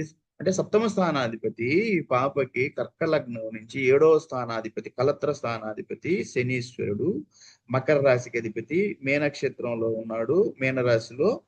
అంటే అది గురుక్షేత్రము, మంచిది. ఉత్తరాభాద్ర సొంత క్షేత్రంలో గురు బలంగా ఉన్నాడు, శని బలంగా ఉన్నాడు, సప్తమ స్థానాది బలంగా ఉన్నాడు. ఇట్లా మీరు అనలైజ్ చేయాలి జ్యోతిష్యం చూసేవాళ్ళు. అంతేగాని ఇప్పటికీ నాకు ఎన్నో కేసులు వస్తా ఉన్నాయి నా దగ్గరికి. సార్ మొన్న ఒక కేసు వచ్చింది, అష్టగుణ కూటమికి 11 గుణాలే వచ్చినాయి అని చెప్పి పెళ్లి ఆపారు. అందులో 4 కూటములే తీసుకున్నారు. నాడీ కూటమి, యోని కూటమి, రాశి కూటమి, ఘన కూటమి, ఈ 4 తీసుకున్నారు. వర్ణ కూటమి, వశ్య కూటమి, తారా కూటమి, గ్రహమైత్రి తీసుకోలేదు. ఆ 4 కలిపి 11 గుణాలు వస్తాయి. అది ఎందుకు వదిలేశారు? కాకపోతే ఆయన జ్యోతిష్కుడు అబ్బాయిది చైత్ర నక్షత్రం 1వ పాదం అని తులారాశి రాశాడు. చైత్ర నక్షత్రం 1వ పాదం కన్యా రాశి అవుతుంది. చిత్తా నక్షత్రం 1, 2 పాదాలు కన్యా రాశి, చిత్తా నక్షత్రం 3, 4 పాదాలు తులారాశి. ఒకవేళ ఎన్ని గుర్తు పెట్టుకోలేకపోయినా పేపర్ మీద రాసుకొని ఏ రాశిలో ఏ నక్షత్రం ఉంటది, ఎన్ని డిగ్రీల్లో ఎన్ని రాసుకోవచ్చు. అంత మైండ్ లో పెట్టుకోవాలని ఎక్కడా లేదు. నేను క్లియర్ గా చెప్తున్నాను. జ్యోతిషం అంటే మీరు మైండ్ లో పెట్టుకుంటే చాలా గొప్ప విషయం. ఎందుకంటే మీరు చాలా మేధావి, ప్రతి ఒక్కటి మీ మైండ్ లో స్టడీ అవుతా ఉంది. డిగ్రీలు ఇవన్నీ చెప్తా ఉన్నారు, టకటగా చెప్పే గొప్ప విషయం. ఓకే, లేదు అంతగా నేర్చుకోవాలి అన్నప్పుడు మీరు పేపర్ మీద రాసుకోండి, ఒక డైరీ పెట్టుకోండి. ఇవన్నీ కూడా ఏ గ్రహానికి ఏ గ్రహం మిత్రుడు అవుతాడు, శత్రుడు అవుతాడు, ఒక టేబుల్ తయారు చేసుకోండి. నక్షత్రాలన్నీ కూడా రాయండి, డిగ్రీలు. ఏ నక్షత్రం ఏ రాశిలో పడుతుంది, ఎన్ని డిగ్రీలు. అప్పుడు ఏంటంటే రాశి తీసేటప్పుడు, నక్షత్రం తీసేటప్పుడు ఎన్ని అవసరం అవుతాయి. సో నేను అమ్మాయిది చూశాను. అమ్మాయికి కుజదోషం చూద్దామా? అమ్మాయి కుజదోషం మనకి కర్క నుంచి కుజుడు ఎక్కడ ఉన్నాడు? మేనంలో ఉంది. కర్క నుంచి మేనంలో అంటే ఎంత వస్తుంది? కర్క నుంచి మేనం అంటే 9 అవుతుంది. సో 9లో కుజదోషం ఉండదు. సో ఎందుకంటే మనం చెప్పిన ప్రకారం లగ్నం నుంచి రెండు లేదు. మన దక్షిణ భారతదేశంలో చూస్తారు, ఉత్తరం లేదు. కాబట్టి నేను అసలు 2 పట్టించుకోను. 4, 7, 8, 12. సో పాప కర్కరాశి నుంచి కుజుడు మేనం అంటే 9 అవుతుంది.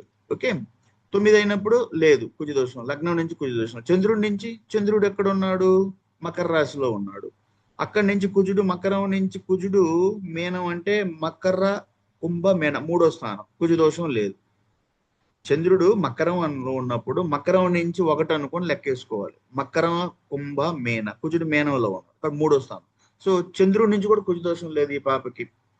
ఓకే, నెక్స్ట్ శుక్రుడి నుంచి కుజు దోషం. ఎందుకంటే ఇది ఒక తలకాయ పెట్టారు కదా, శుక్రుడి నుంచి చూస్తూ ఉంటారు. శుక్రుడు ఎక్కడ ఉన్నాడు?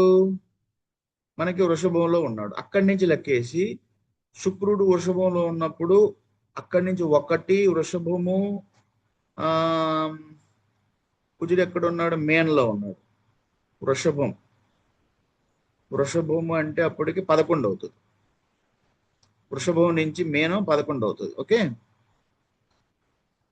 వృషభం నుంచి మేనం, ఎందుకంటే మేషం 12 అవుతుంది, వృషభం మేనం 11లో కూడా కుజు దోషం. వృషభం నుంచి మేన లెక్కేయాల్సి వస్తుంది. వృషభం నుంచి మేషం వచ్చి 12 అవుతుంది, మేన వచ్చి 11 అవుతుంది. 11లో కుజు దోషం. అది చాట్ వేసుకుంటే ఒకసారి తెలుస్తుంది.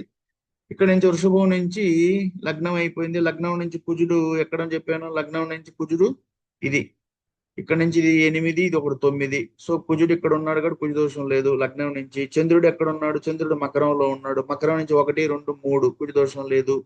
పోతే శుక్రుడు ఎక్కడ ఉన్నాడు? శుక్రుడు ఎక్కడ ఉన్నాడు? ఇక్కడి నుంచి శుక్రుడు 1 అయినప్పుడు ఇది 12 అవుతుంది, ఇది 11. సో కుజు దోషం లేదు. లగ్నం నుంచి లేదు, చంద్రుడి నుంచి లేదు, కుజు దోషం పాపకి అసలు ఎక్కడ లేదు.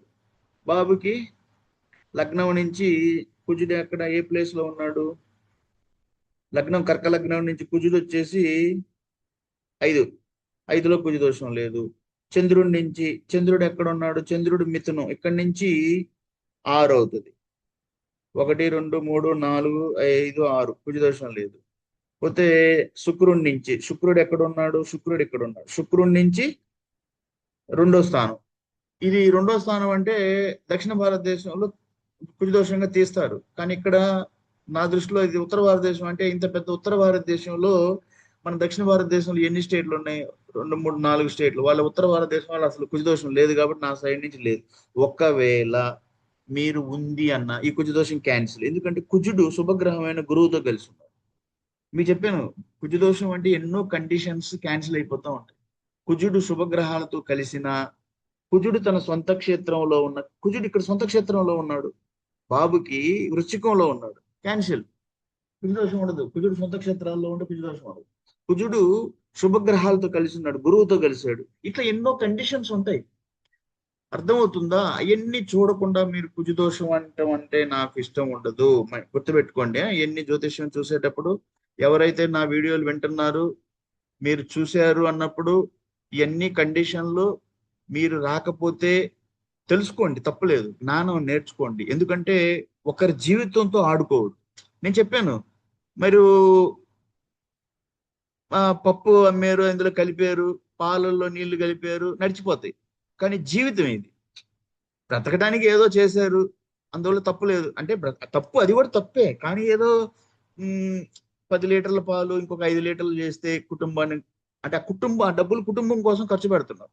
ఇక్కడ ఏంటంటే వివాహం అంటే జీవితంతో ఆడుకుంటున్నారు. అందుకని నేను చెప్పేది, రిక్వెస్ట్ చేసేది ఏంటంటే, మీరు జ్యోతిష్యం చూసే ఎవరైనా కూడా నా వీడియో విన్నారు అంటే ఇంత డీప్ గా చూడాలి. ఏదో కారణం చెప్పేసి వివాహం చెడగొట్ట. కుజు దోషం అంటే కుజు దోషం క్యాన్సిల్ అవద్దు. చూడండి, మీకు తెలుసు కండిషన్స్ ఉంటాయి. ఏమైంది?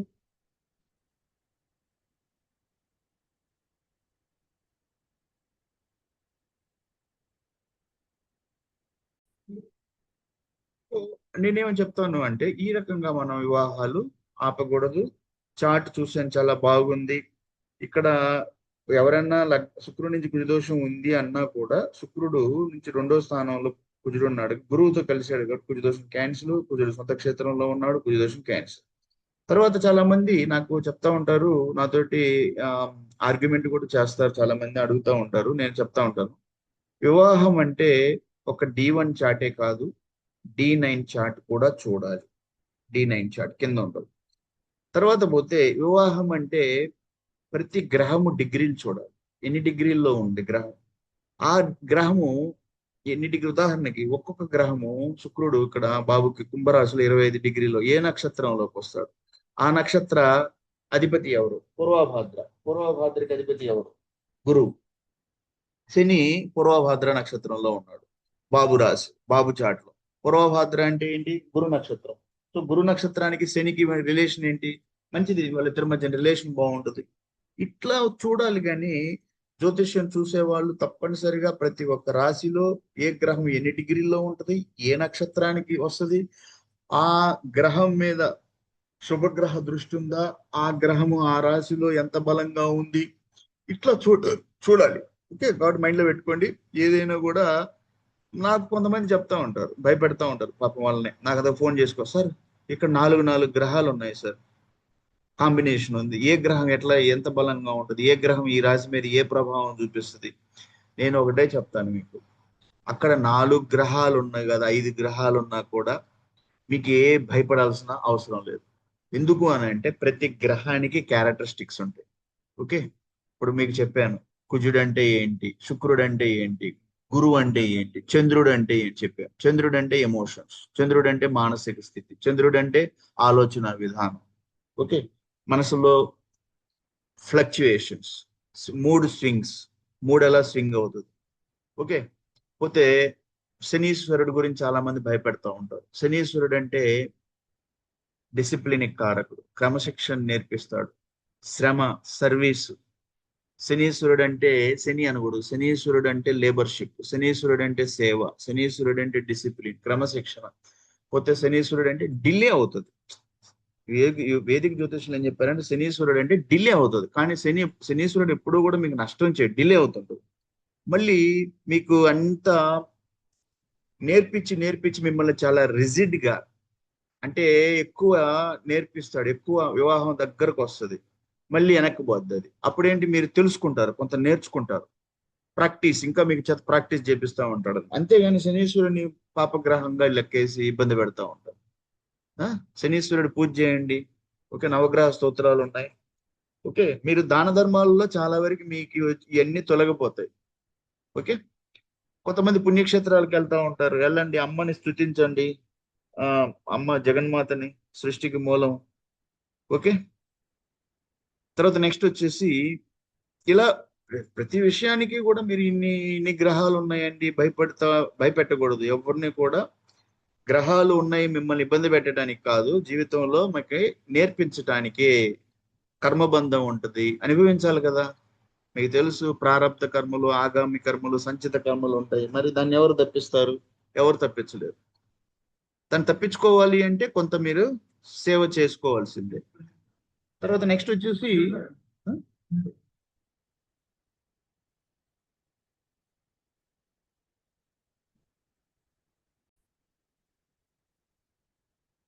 తర్వాత పోతే నేను చెప్పాను, చార్ట్ లో D1 తో కూడా D9 చార్ట్ చూడాలి. ఇది చాలా ఇంపార్టెంట్. ఈ రోజు ఎవరు కూడా D9 చార్ట్ అసలు చూడటం లేదు. నాతోటి ఆ బైస్ చేయటువంటి ఆర్గ్యుమెంట్ చేసిన వాళ్ళు కూడా ఉన్నారు. D9 ఎందుకు చూడాలి అంటే, D9 తప్పనిసరిగా చూస్తే వివాహానికి, జీవిత భాగస్వామి గురించి, తర్వాత తర్వాత జీవితం ఎలా ఉంటది అన్నది కూడా D9 వల్ల మనకి వివాహ జీవితం తెలుసుకోవచ్చు. ఒక రకంగా D1 D9 కలుపుకొని మనం చూసాము అంటే మీరు కృష్ణమూర్తికి దగ్గరగా వెళ్తున్నట్టుగా లెక్కేసుకోవచ్చు. కృష్ణమూర్తిలో కూడా లేయర్ స్ట్రక్చర్ ఉంటుంది. అంటే ఫస్ట్ సబ్లాడ్ చూస్తారు, తర్వాత నక్షత్రాధిపతి, తర్వాత రాశి అధిపతి, ఇట్లా ఉంటది. ఎక్కువ ప్రియారిటీ సబ్లాడ్కి ఇస్తారు కృష్ణమూర్తి పద్ధతి. ఇక్కడ కూడా D9 చార్ట్ లో మనకి D9 కలుపుకొని చూడాలి. అది ఈరోజు చూడటం లేదు. తర్వాత పోతే ఈ డిగ్రీల కాన్సెప్ట్ అసలు ఎవరు పట్టించుకోవటం లేదు. 12 బాక్సులు వేస్తారు, గ్రహాలు చూపిస్తారు, ఫలానా రాశిలో గ్రహం ఉంది, భయపెట్టేస్తారు. అయ్యా, గ్రహం ఉంది, ఎన్ని డిగ్రీల్లో ఉంది, ఏ నక్షత్రానికి దగ్గరగా ఉంది, ఆ నక్షత్ర అధిపతి కూడా ఒక గ్రహమే, ఆ రాశి మీద అతని ప్రభావం కూడా ఉంటుంది, అది చూడాలి. తర్వాత పోతే ఇంకా మనకి జ్యోతిష్యం అన్న తర్వాత మీకు ఇంకా చెప్పాలి అంటే వీళ్ళిద్దరిలో చెప్పాను, గురు శుక్ర పొజిషన్స్ బాగున్నాయి. ఇద్దరికి కూడా ఇప్పుడు లగ్నం నుంచి గురువు ఎక్కడున్నాడు? 6లో గురువు ఉన్నాడు కానీ సొంత క్షేత్రం. ఇక్కడ మీకు చెప్పొచ్చు ఎవరైనా కూడా ఏమని చెప్తారు అంటే ఇది దుస్థానం కదా, 6వ స్థానం అండి. ఎందుకంటే మీకు అంటే ఏదైనా పుల్ల పెట్టడమే చేతవు. అంటే కొంచెం నేర్చుకున్న వాళ్ళు ఏంటంటే గురువు దుస్థానంలో ఉన్నాడండి అంటారు, 6వ స్థానం. ఎందుకంటే జ్యోతిష్యంలో ఈ భావాలకి ఒక్కొక్క భావాలకు ఒక క్యారెక్టరిస్టిక్స్ ఉంది. ఇప్పుడు లగ్నం అంటే తనుభావం అంటారు. లగ్నం అంటేనే శరీరము, ఆలోచన విధానం, మనస్తత్వము. ఇట్లా లగ్నం గురించి చెప్తుంది. ఒకటో భావం. రెండో భావం అంటే ధనస్థానం. ఈ పాపది లగ్నం కర్క లగ్నం. రెండో స్థానం అంటే మనకి సింహరాశి. రెండో స్థానం అంటే ధనస్థానం, కుటుంబ స్థానం. అంటే వాళ్ళ ఆ రెండో స్థానం ఏం చెప్పుద్ది? కుటుంబ వృద్ధి, ఫ్యామిలీ ఎక్స్పాన్షన్. వివాహం తర్వాత ధన వృద్ధి అలా ఉంటుంది. మూడో స్థానం అంటే భాతృస్థానం. భాతృ అంటే బ్రదర్హుడ్, బ్రదర్ సిబ్లింగ్స్ వాళ్ళ గురించి ఉంటుంది. నాలుగో స్థానం అంటే మాతృస్థానం. మాతృస్థానం అంటే మదర్. పోతే గృహము, వాహనాలు, ఇవన్నీ కూడా నాలుగో స్థానం. ఐదో స్థానం అంటే పుత్రస్థానం. పుత్రస్థానం గురించి చెప్తుంది, పుత్రుల గురించి. ఓకే. ఆరో స్థానం అంటే శత్రుస్థానం అంట, శత్రుభావం. ఇది లగ్నం నుంచి లెక్కేస్తుంటారు. ఆరో స్థానం అంటే శత్రు రోగాలు ఇట్లా ఉంటది. అంటే అందుకని దీన్ని ఆరో స్థానాన్ని ఎప్పుడు కూడా నెగిటివ్ గా చూస్తారు. 7 అంటే వివాహ స్థానం, కలత్ర స్థానం. ఇది అమ్మాయి చాటు కాబట్టి భర్త స్థానం. ఓకే. 8 ఆయు స్థానం. ఓకే. 8 అంటే ఆయు అంటే మాంగళ్య స్థానం అంట. 9 ఈ 9 అంటే మనకి భాగ్యం అని, అదృష్టం అని చూస్తూ ఉంటారు. 10 కెరీరు, ఉద్యోగం, కీర్తి ఇవన్నీ కూడా 10. 11 లాభస్థానం. 11 లాభస్థానం, కోరికలు తీరే స్థానం 11. 12 అంటే మనకి వ్యయస్థానం, అప్పులు. ఓకే. మోక్షం, డిటాచ్మెంట్ ఇవన్నీ కూడా 12వ స్థానం. ఇట్లా ప్రతి ఒక్క స్థానం అన్న భావం అన్న ఒకటే. ప్రతి స్థానానికి ఒక సిగ్నిఫికెన్స్ ఉంది, ప్రాముఖ్యత. ప్రతి గ్రహానికి ఒక ప్రాముఖ్యత. దాన్ని క్యారెక్టరిస్టిక్స్ అంటారు. గ్రహ కారకత్వాలు అంటే ప్లానెట్ క్యారెక్టరిస్టిక్స్, భావ క్యారెక్టరిస్టిక్స్. ఏ గ్రహము ఏ రాశిలో ఉంది. ఇప్పుడు లగ్నం నుంచి గురువు నేను చెప్పాను 6వ స్థానంలో ఉందండి, శత్రుక్షేత్రంలో ఉంది అని వాళ్ళు పెట్టేవాళ్ళు పెడతా ఉంటారు, కన్ఫ్యూజ్ చేస్తూ ఉంటారు. అమ్మాయికి లగ్నం కర్కన్నం నుంచి గురువు వచ్చేసి శత్రుక్షేత్రంలో ఉన్నాడండి, గురువు ఇక్కడ నో, గురువు సొంత క్షేత్రంలో ఉన్నాడు. ఓకే. ధనరాశిలో ఉన్నాడు, గురువు దానికి అధిపతి. ఇట్లా పాజిటివ్ చెప్పాలి, నెగటివ్ భయపెట్టకూడదు. సరే, నెక్స్ట్ చూద్దాం. కుజుడు ఎక్కడున్నాడు? కుజుడు వచ్చేసి 8, 9 క్షేత్రం. 9 ఒకటి వచ్చేసి అతను కుజుడు వచ్చేసి గురుక్షేత్రంలో ఉన్నాడు, మెయిన్ రాశిలో. రెండోది 9 అంటే కోణాలు.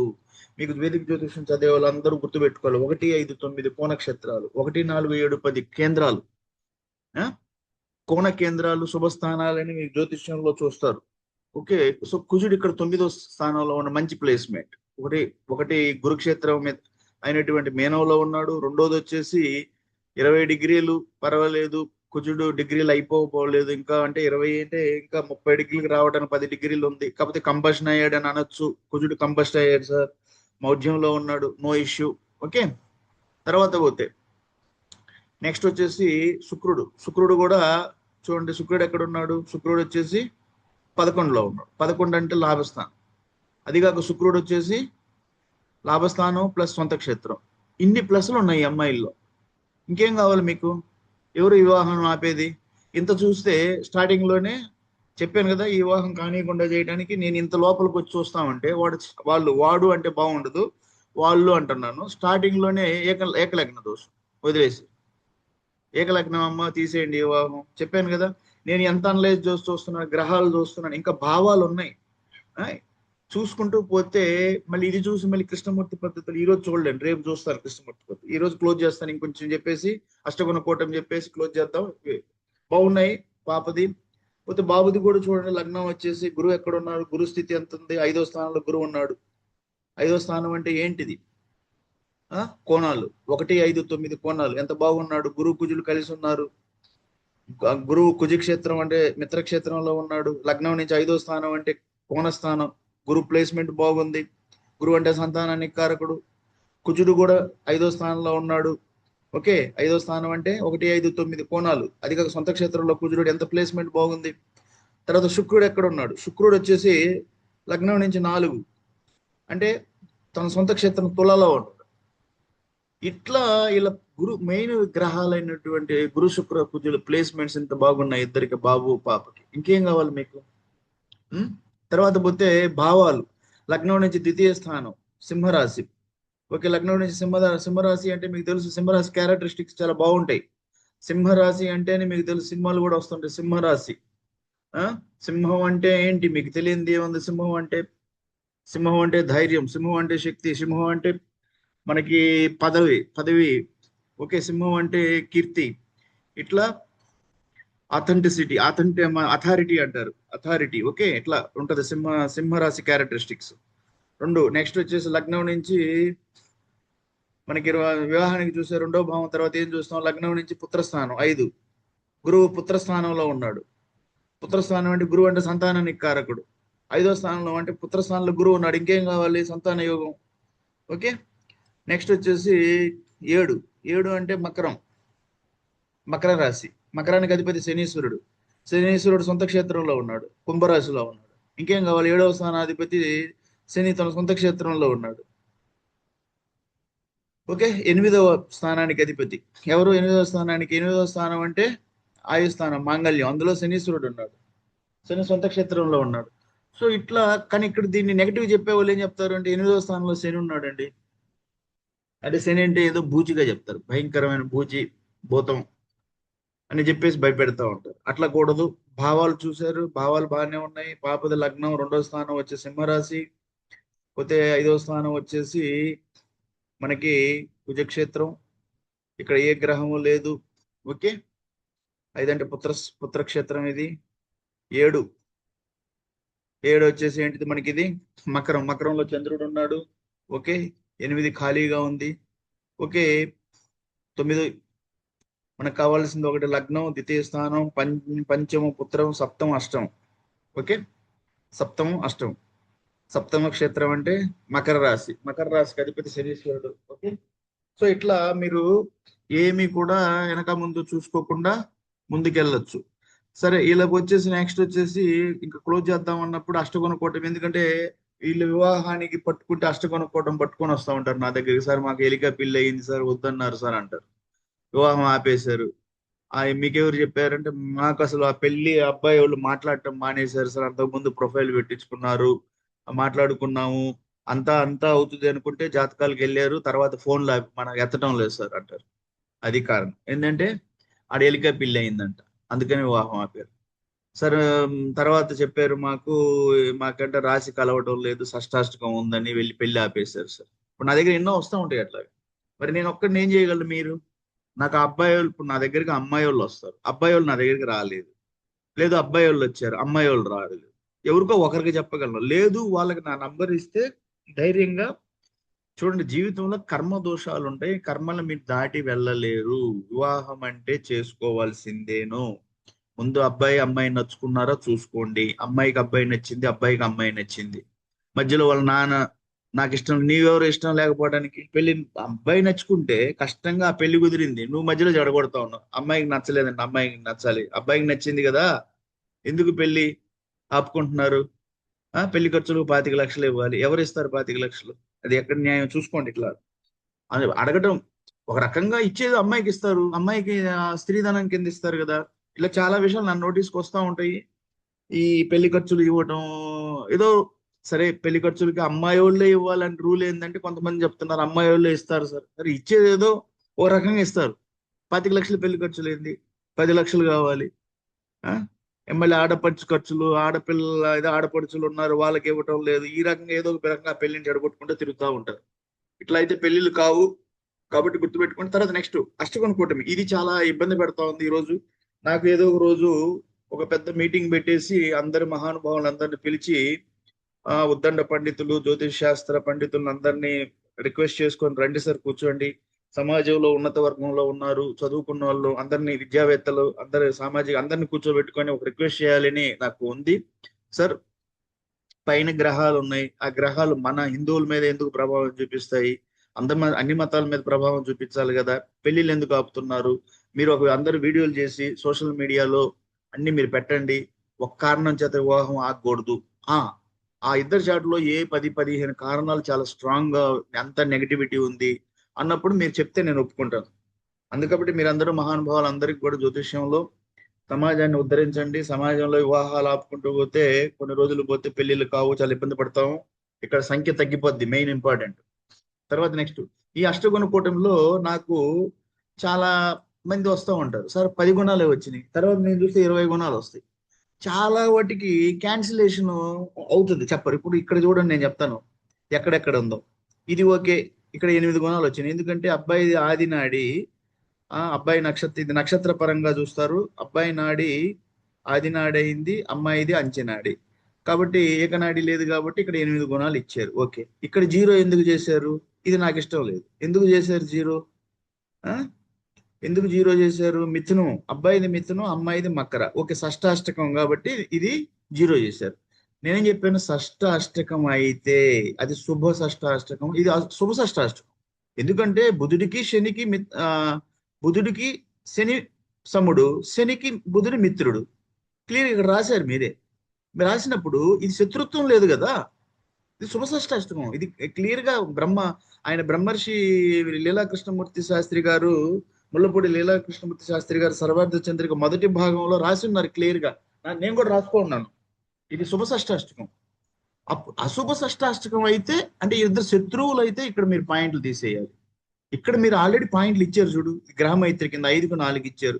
ఇది 5కు 4 ఇచ్చినప్పుడు ఇది ఏమవుతుంది అంటే, ఇది వీళ్ళు కోడింగ్ లో ఇంకా రాసుకోవాలి. ఈ సాఫ్ట్వేర్ డెవలప్ చేసిన వాళ్ళు ఇక్కడ పాయింట్లు ఇవ్వాల్సి వస్తాయి, 7 పాయింట్లు వస్తాయి. ఓకే, ఎందుకంటే ఇది శుభ షష్టాష్టకం. ఇక్కడ వీళ్ళు ఒప్పుకున్నారు గ్రహమైత్రి ఉంది అని, 5కు 4 ఇచ్చారు. సో ఇక్కడ మీరు 7కి 7 ఇవ్వకపోయినా 6 అయినా ఇవ్వండి, 5 అయినా ఇవ్వండి. ఓకే, ఇక్కడ మీరు 5కు 4 అంటే మీరు ఒప్పుకుంటున్నారు కదా వీళ్ళ మధ్యన శత్రుత్వం లేదు అని, మైత్రి బాగే ఉందని ఒప్పుకుంటున్నారు కదా. 5కు 4 అంటే రేటింగ్ బాగుంది. సో మీరు ఇక్కడ రాశి కూటమిలో బకుడా దోషం షష్టాష్టకం కింద ఇక్కడ మార్కులు తీసేయకూడదు. ఇక్కడ మీరు 7 కాకపోతే 6 అయినా 5 ఇవ్వండి, నో ఇష్యూ, నేను కాదని. సో ఇక్కడ మొత్తం 20.5 అంటే ఇక్కడ ఒక 5-6 గుణాలు ఈజీగా వస్తాయి. మనుష్య గణము, దేవగణము. ఓకే, ఇక్కడ 5 ఇచ్చారు, సరే నో ఇష్యూ, కాదని నేను. ఇక్కడ 5కు 4 ఇచ్చారు, ఓకే. ఇక్కడ 2 చేశారు, ఓకే. ఈ సో టోటల్ గా ఇక్కడ వచ్చే ఎంత ఓకే, కానీ నాకు ఇక్కడ గుణాలు వస్తాయి రాశి కూటమికి.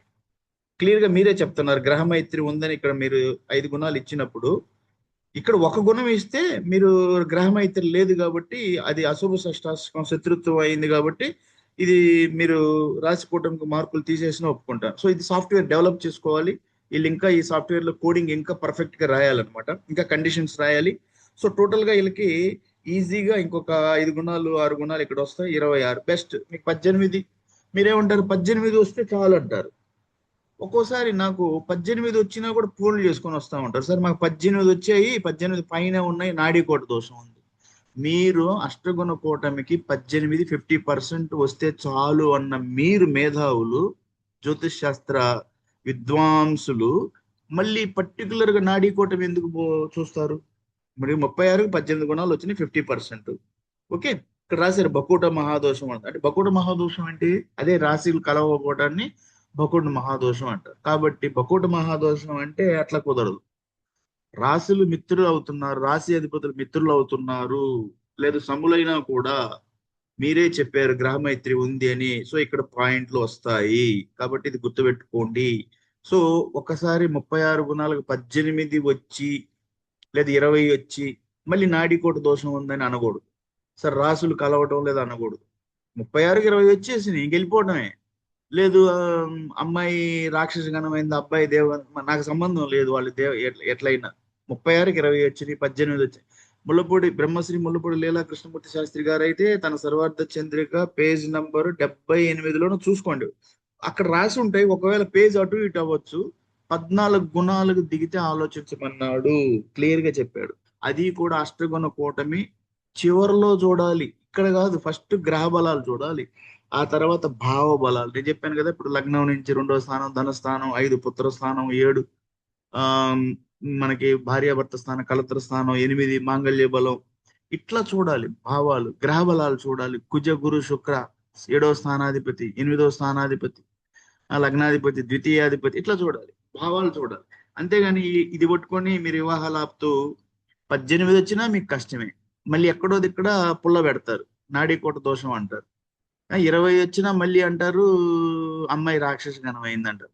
అమ్మాయి రాక్షస గణం అయింది, అబ్బాయి దేవగణం అయ్యారు. అందుకే కదా 6 గుణాలు పోయినాయి. 6కి 30 పోతే 36లో 30 ఉన్నాయి. ఇంకేదో ఒకటి అరపోతే 20 17 18 వచ్చినాయి. 18 వచ్చినాయి, మీరు వద్దంటారు. కాబట్టి మిమ్మల్ని అందరినీ గుర్తుపెట్టి నేను రిక్వెస్ట్ చేసేది ఏంటంటే, అందరినీ చేతులు ఎత్తి నమస్కరిస్తున్నాను. ఇది వివాహ జ్యోతిష్యం అంటే చాలా టఫ్ సబ్జెక్టు, చాలా లోతుగా చూడాలి.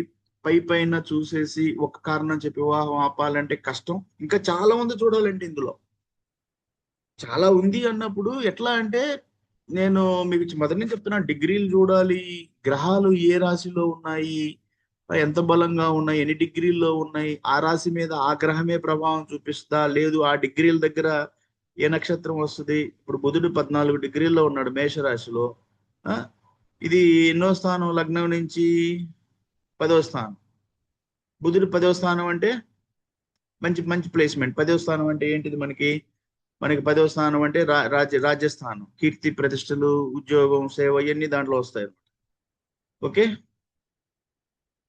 తర్వాత పోతే 10వ స్థానం అంటే మంచి స్థానం. 14 డిగ్రీల్లో ఉన్నాడు బుధుడు, ఏ నక్షత్రం దగ్గర ఉంటాడు అది చూసుకోవాలి. ఎందుకంటే ఈ గ్రహ బలాలు చూసేటప్పుడు ఇవన్నీ కూడా మనకి ఇవన్నీ మనం చూడాల్సి వస్తుంది. సరే, నెక్స్ట్ వచ్చేసి ఇంతటితోటి నేను ఇది వదిలేస్తున్నాను, క్లోజ్ చేద్దాం. ఎందుకంటే 11:44 అయింది.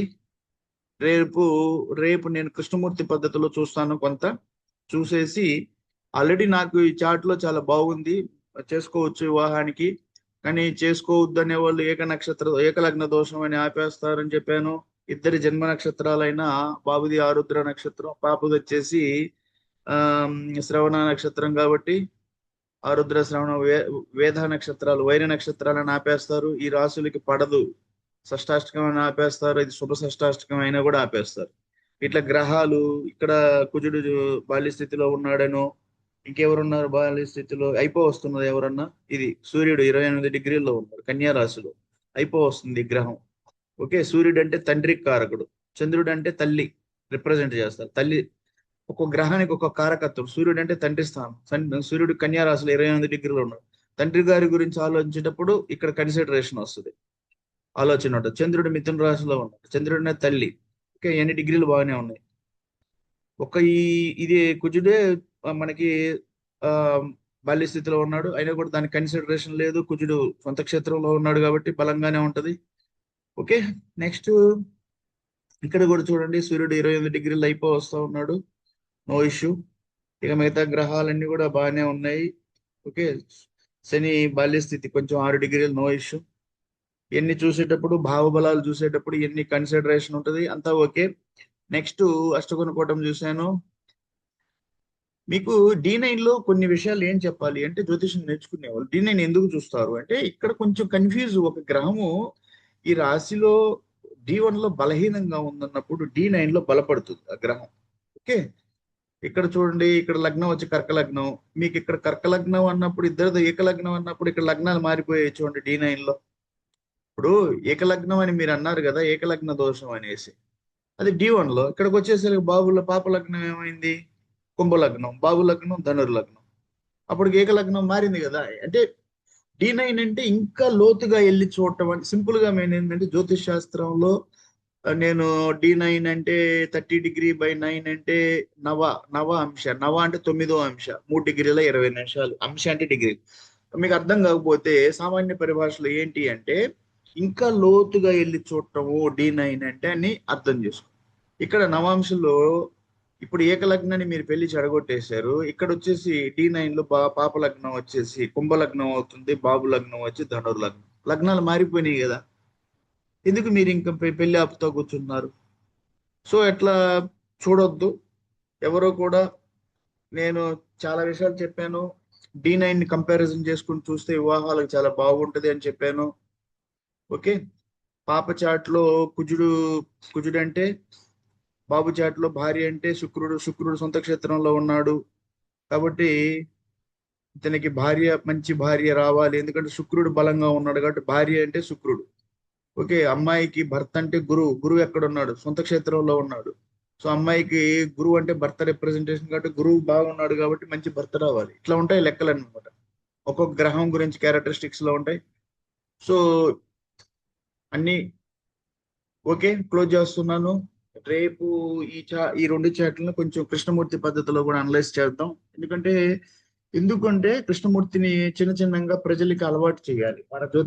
మన లక్ష్మీనారాయణ కృష్ణ ఫౌండేషన్ లో కృష్ణమూర్తి మహానుభావుడు, తమిళనాడుకు చెందిన ఆయన వేదికని బాగా చదివి అందులో ఉన్నట్టు లోతుపాతులను అర్థం చేసుకొని కృష్ణమూర్తి కేపీ సబ్లాడ్ మెథడ్ అని చెప్పాడు.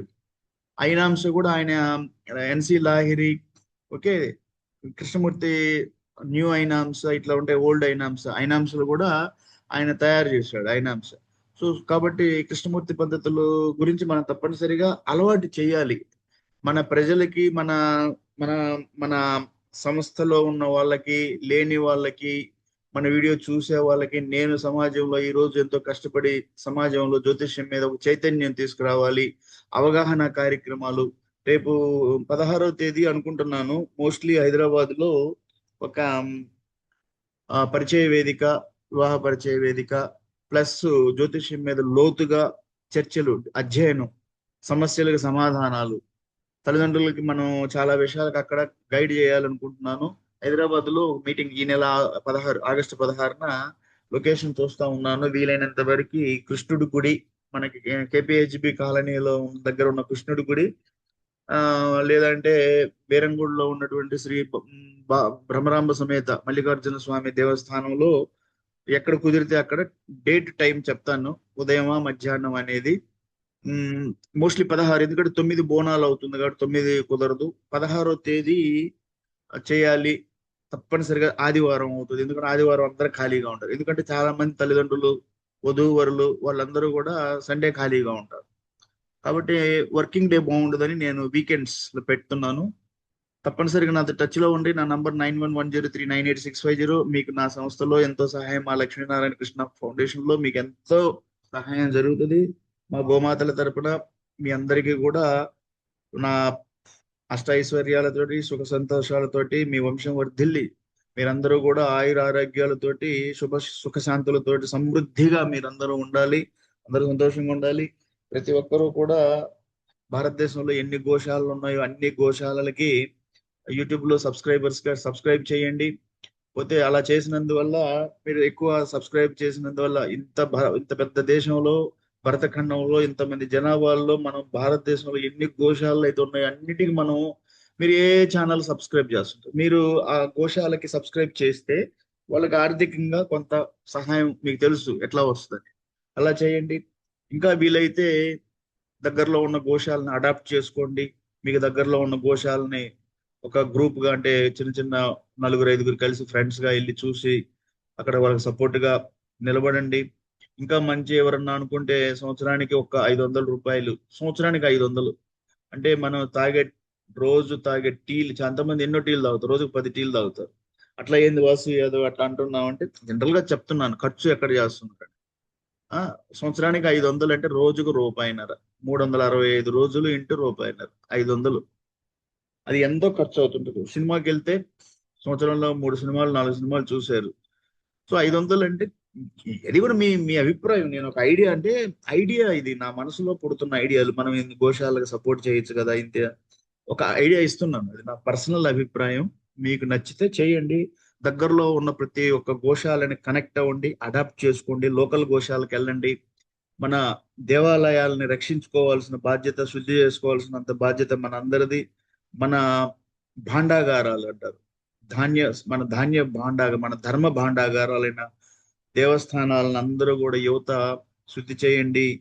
ఆ యోగదానం చేయండి. యోగదానం చాలా ఇంపార్టెంట్. గ్రామాలని యోగదానం చేయండి. గ్రామాలను అందరూ శుద్ధి చేయండి. మంచి మంచి పనులు చేయండి. ప్లాంటేషన్ చేయండి. మంచి పనులు చేయండి. స్కూల్స్ ని బాగా శుద్ధి చేసుకోండి. స్కూల్ ఆవరణలు నీట్ గా పెట్టుకోండి. బాగా మంచిగా, యువత అంటే దేశానికి ఎన్నుముక లాంటి వాళ్ళు. మీరు దేశం కోసం, మీరు దేశం అంటేనే యువత, యువత అంటే దేశం. అలాంటి యువత ఎంత బాధ్యతగా ఉండాలి తెలుసుకోండి. తల్లిదండ్రులు మొదటి గురువు, తల్లి మొదటి గురువు, తండ్రి రెండో గురువు. వీళ్ళు ఒక యువత ముందుకెళ్తుంది, బాధ్యతగా సమాజంలో నిలబడాలి అంటే తల్లిదండ్రుల బాధ్యత చాలా ఉంది. మీరు టీచర్స్ మీద వదిలేస్తే టీచర్స్ ఏం చేస్తారు పాపం? ఎంతవరకు వాళ్ళు చెప్తే ఈరోజు వినాలి కదా. ఇప్పుడు వాసు యాదవ్ చెప్పినందుకు మాత్రాన్ని ఎవరైనా వింటారా? అర్థమవుతుందా? ఇంకా నాకు వీలైతే రాబోయే కాలాల్లో కాలేజీలకు కూడా కొంత వెళ్ళాలి, కనెక్ట్ అవ్వాలి స్టూడెంట్స్ తోటి, వాళ్ళతో మాట్లాడాలి, డిస్కస్ చేయాలి. ఎవరి బాధ్యత ఎంత ఉంది సమాజంలో? ఒక దేశం కోసం ఒక సైనికుడు, కార్గిల్ యుద్ధం జరిగితే 550 మంది చచ్చిపోయారు.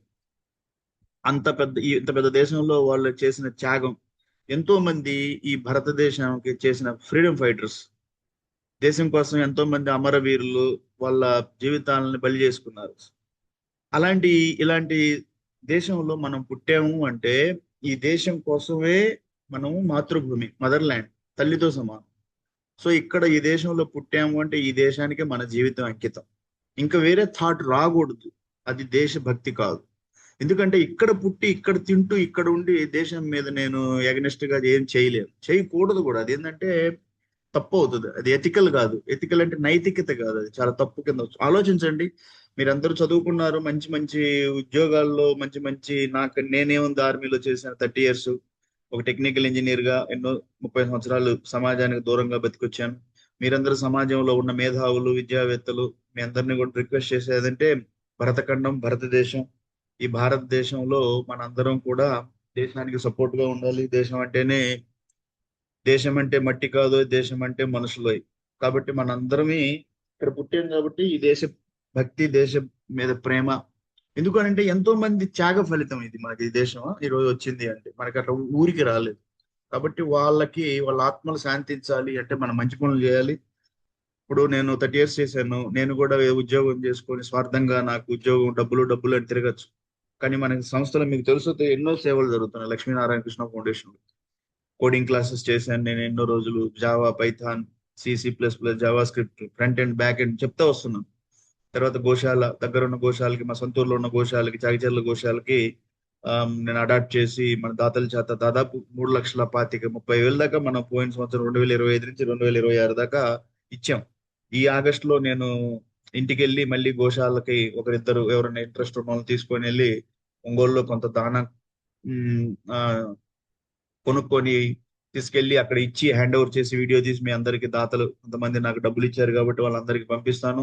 తర్వాత పోతే మీకు కొంత విషయం చెప్పాలి. గోశాల నా సొంతూరు చాగిచర్ల నుంచి నాకు ఒంగోలుకి దగ్గరలో చీమకుర్తికి దగ్గర గంగవరం ఉంది అనే గ్రామం.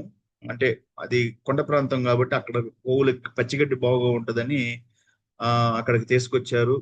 ఎక్కువ గోవులు, కొంచెం గోవులే ఉన్నాయి చాగిచర్లలో. అక్కడ పచ్చిగడ్డికి చాలా ఇబ్బందిగా ఉందని వాళ్ళు పాపం ఎంతో ఇబ్బంది పడ్డారు.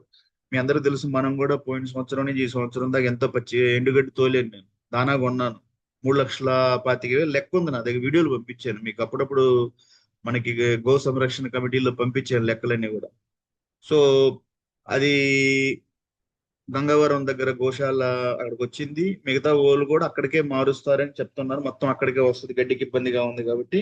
సో మీరు ఇంట్రెస్ట్ ఉన్న వాళ్ళు ఒంగోలు నుంచి చీమకుర్తి పెద్ద దూరం కాదు, ఒక 17 కిలోమీటర్లు. అక్కడి నుంచి గోశాల అంటే ఒక 27-30 కిలోమీటర్లలో గోశాల ఉంది. నాకైతే 40-45 పడుతుంది. ఎందుకంటే నాకు సర్వేరెడ్డిపాలెం నుంచి ఒక 10 కిలోమీటర్లు ఒంగోలు, మళ్ళీ అక్కడి నుంచి చీమకుర్తి ఒక 17-27, ఆడ ఒక 10-30-40 కిలోమీటర్లు. సో నో ఇష్యూ, దగ్గరలోనే ఉన్నాను. చాగిచర్ల అంటే 65 పడుతూ ఉంది. బాపట్ల నుంచి గడ్డి కొన్నప్పుడు నేను దాదాపు 100 మోపులు అంటే 14,000 కొన్నాను బాపట్ల నుంచి. అంటే ట్రాక్టర్ బాడీకి ఎక్కువైంది. ఇక్కడ కొంచెం దగ్గర కాబట్టి మనం సహాయం చేయొచ్చు గోశాలకి. అందరూ కూడా గోశాలతోటి, గోమాతలతోటి కనెక్ట్ అవ్వండి. మీ దగ్గరున్న గోశాలకి వెళ్ళండి, వాళ్ళకి మానసికంగా బలం ఇవ్వండి. ఎందుకంటే మనం చేసే చిన్న చిన్న సహాయం ఈరోజు మనకి భారతదేశంలో గోమాతల్ని, ఎందుకంటే సకల దేవతలు గోమాతలో ఉంటారు.